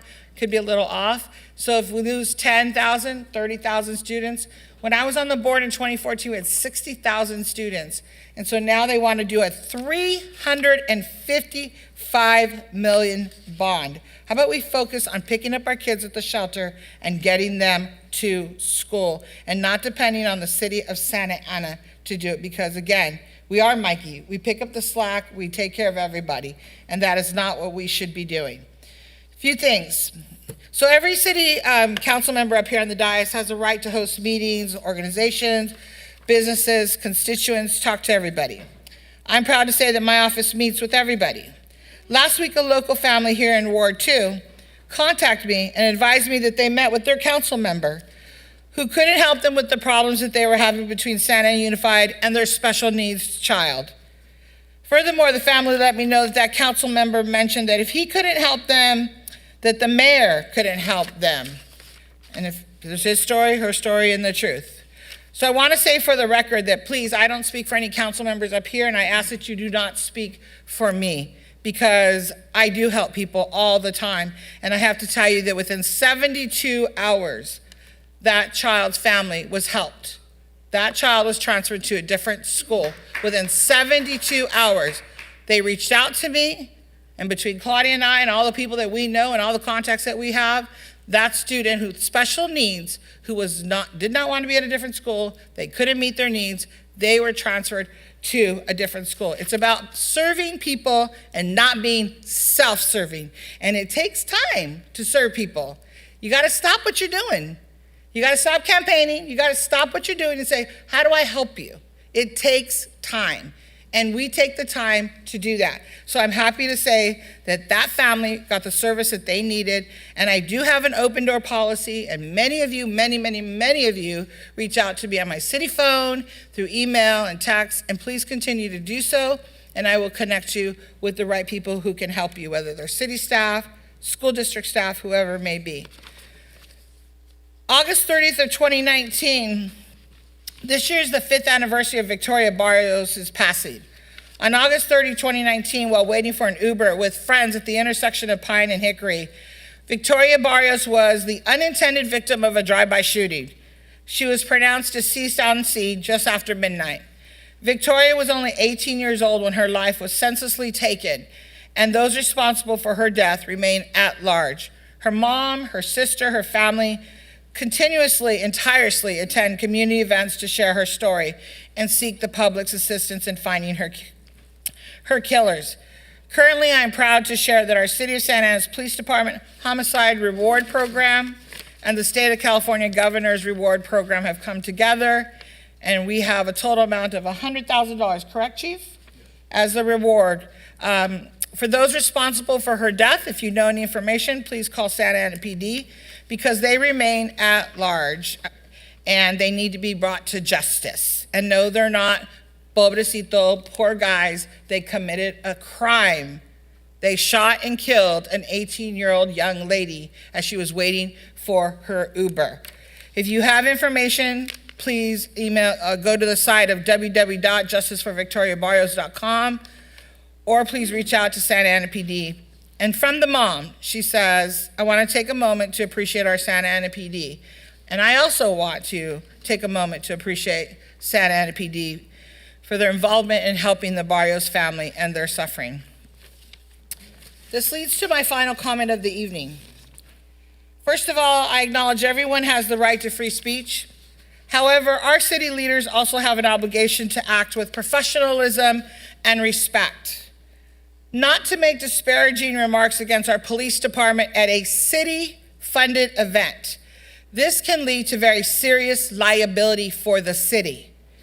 During our Chicano Festival, I was saddened to hear remarks from a councilman against Santa Ana PD to aggravate mistrust between our community and our police department. Passive-aggressive comments about our police department and our officers, who have always given their all to our community, are both shameful and embarrassing. As mayor, I have always stated, I do not support bad police officers, just like on the school board, I did not support bad teachers. However, I have been the biggest public safety cheerleader, and I will continue to do so for our law enforcement, SEIU, our community, our first responders, our businesses, and for the quality of life in Santa Ana. My hope in my final comments is to encourage our leadership to work together and build a culture of cooperation at City Hall, where one of our top priorities is the safety of our community, and that police officers are integral partners in this work to keep our city safe. If you had been at the State of the City, because only 2 of you were there, Councilman Penalosa was out of town, you would have seen the beautiful partnership that we had on that stage. The city manager, we had Kat, we had Mintai, and we had our police chief. And everything that I've heard from the community and businesses and everybody that was there, the 400 plus people that were there, said it was the best State of the City they've ever seen or been to, because it showed such a team approach. And it was a beautiful team. And you actually got to hear from our police chief, and I hope, Chief, I'm not stepping out of line. If I am, please tell me, how he shared his personal experience about how he went into the Marine Corps. And that's where he received his citizenship. He did not get up there and say, pobrecito, I'm marginalized. I paid too much for this, or I'm that, or I'm sad. No, he served his country. He served his country proudly. And then he became a citizen at a very late age. Not that late, but late enough. So with that, I want to say that our police department, our fire department, our city staff, our city manager, SEIU, Casa Sama, whoever it is, we are a team. We work together. If you disagree with somebody and what they've done, what they said, how things are, we have a city manager sitting right there that you go to privately, because we're all adults and we're professional. You go to him privately and you share your concerns, and he's gonna either fix it or he's gonna say, let's talk about it. But I was very sad and embarrassed and ashamed that it could have been a riot. There could have been many issues that occurred there. And so for the police officers and fire department there that were present at the Chicano Heritage event, my apologies as your mayor in the city of Santa Ana. To all the constituents that were present that came to me afterwards and said, Mayor, that was really embarrassing. I said, you're right, it was, and I'm sorry.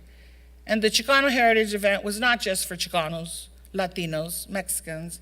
There were people from all walks of life there. And it was a beautiful event. Yes, Mayor Pro Tem was there even. And it was a beautiful event. And I'm looking forward to next year.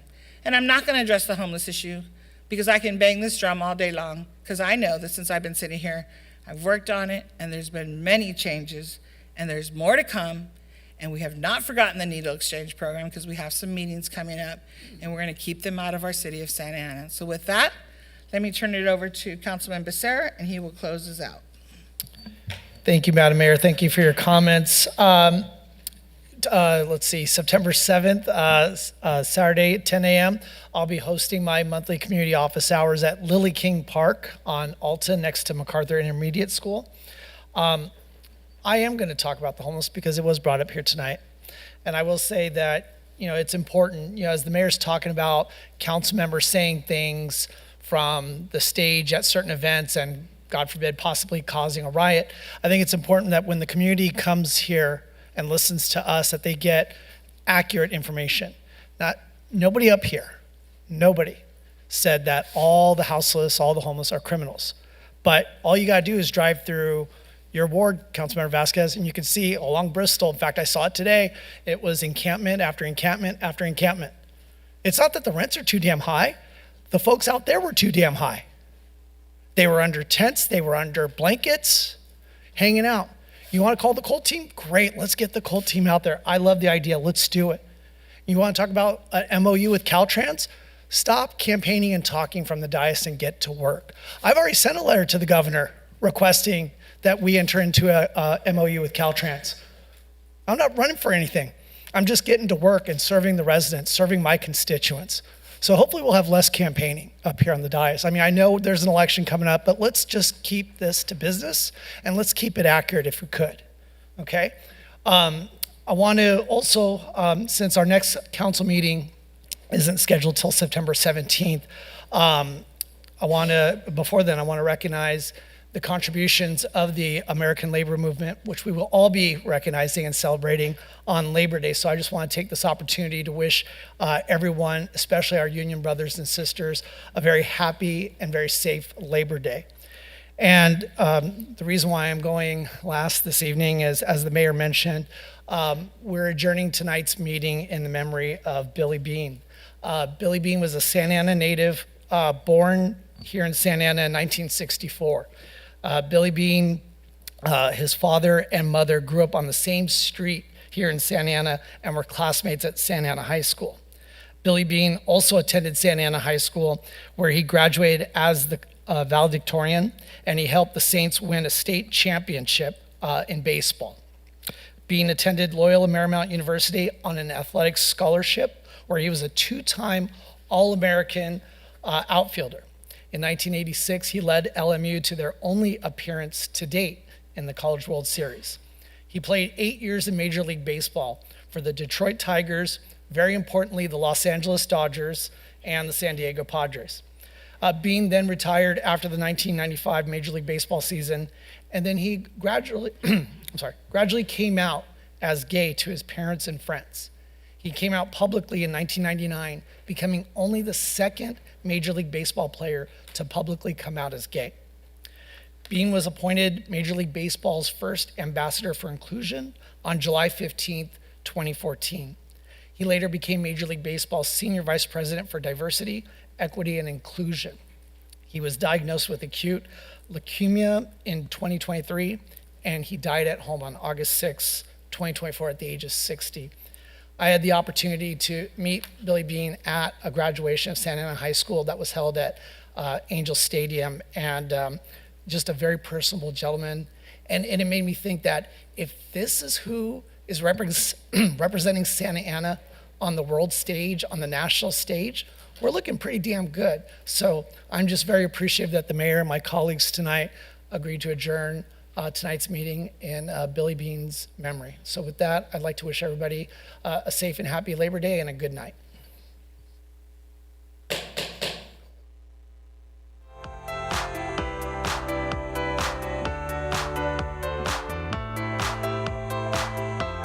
Recording stopped.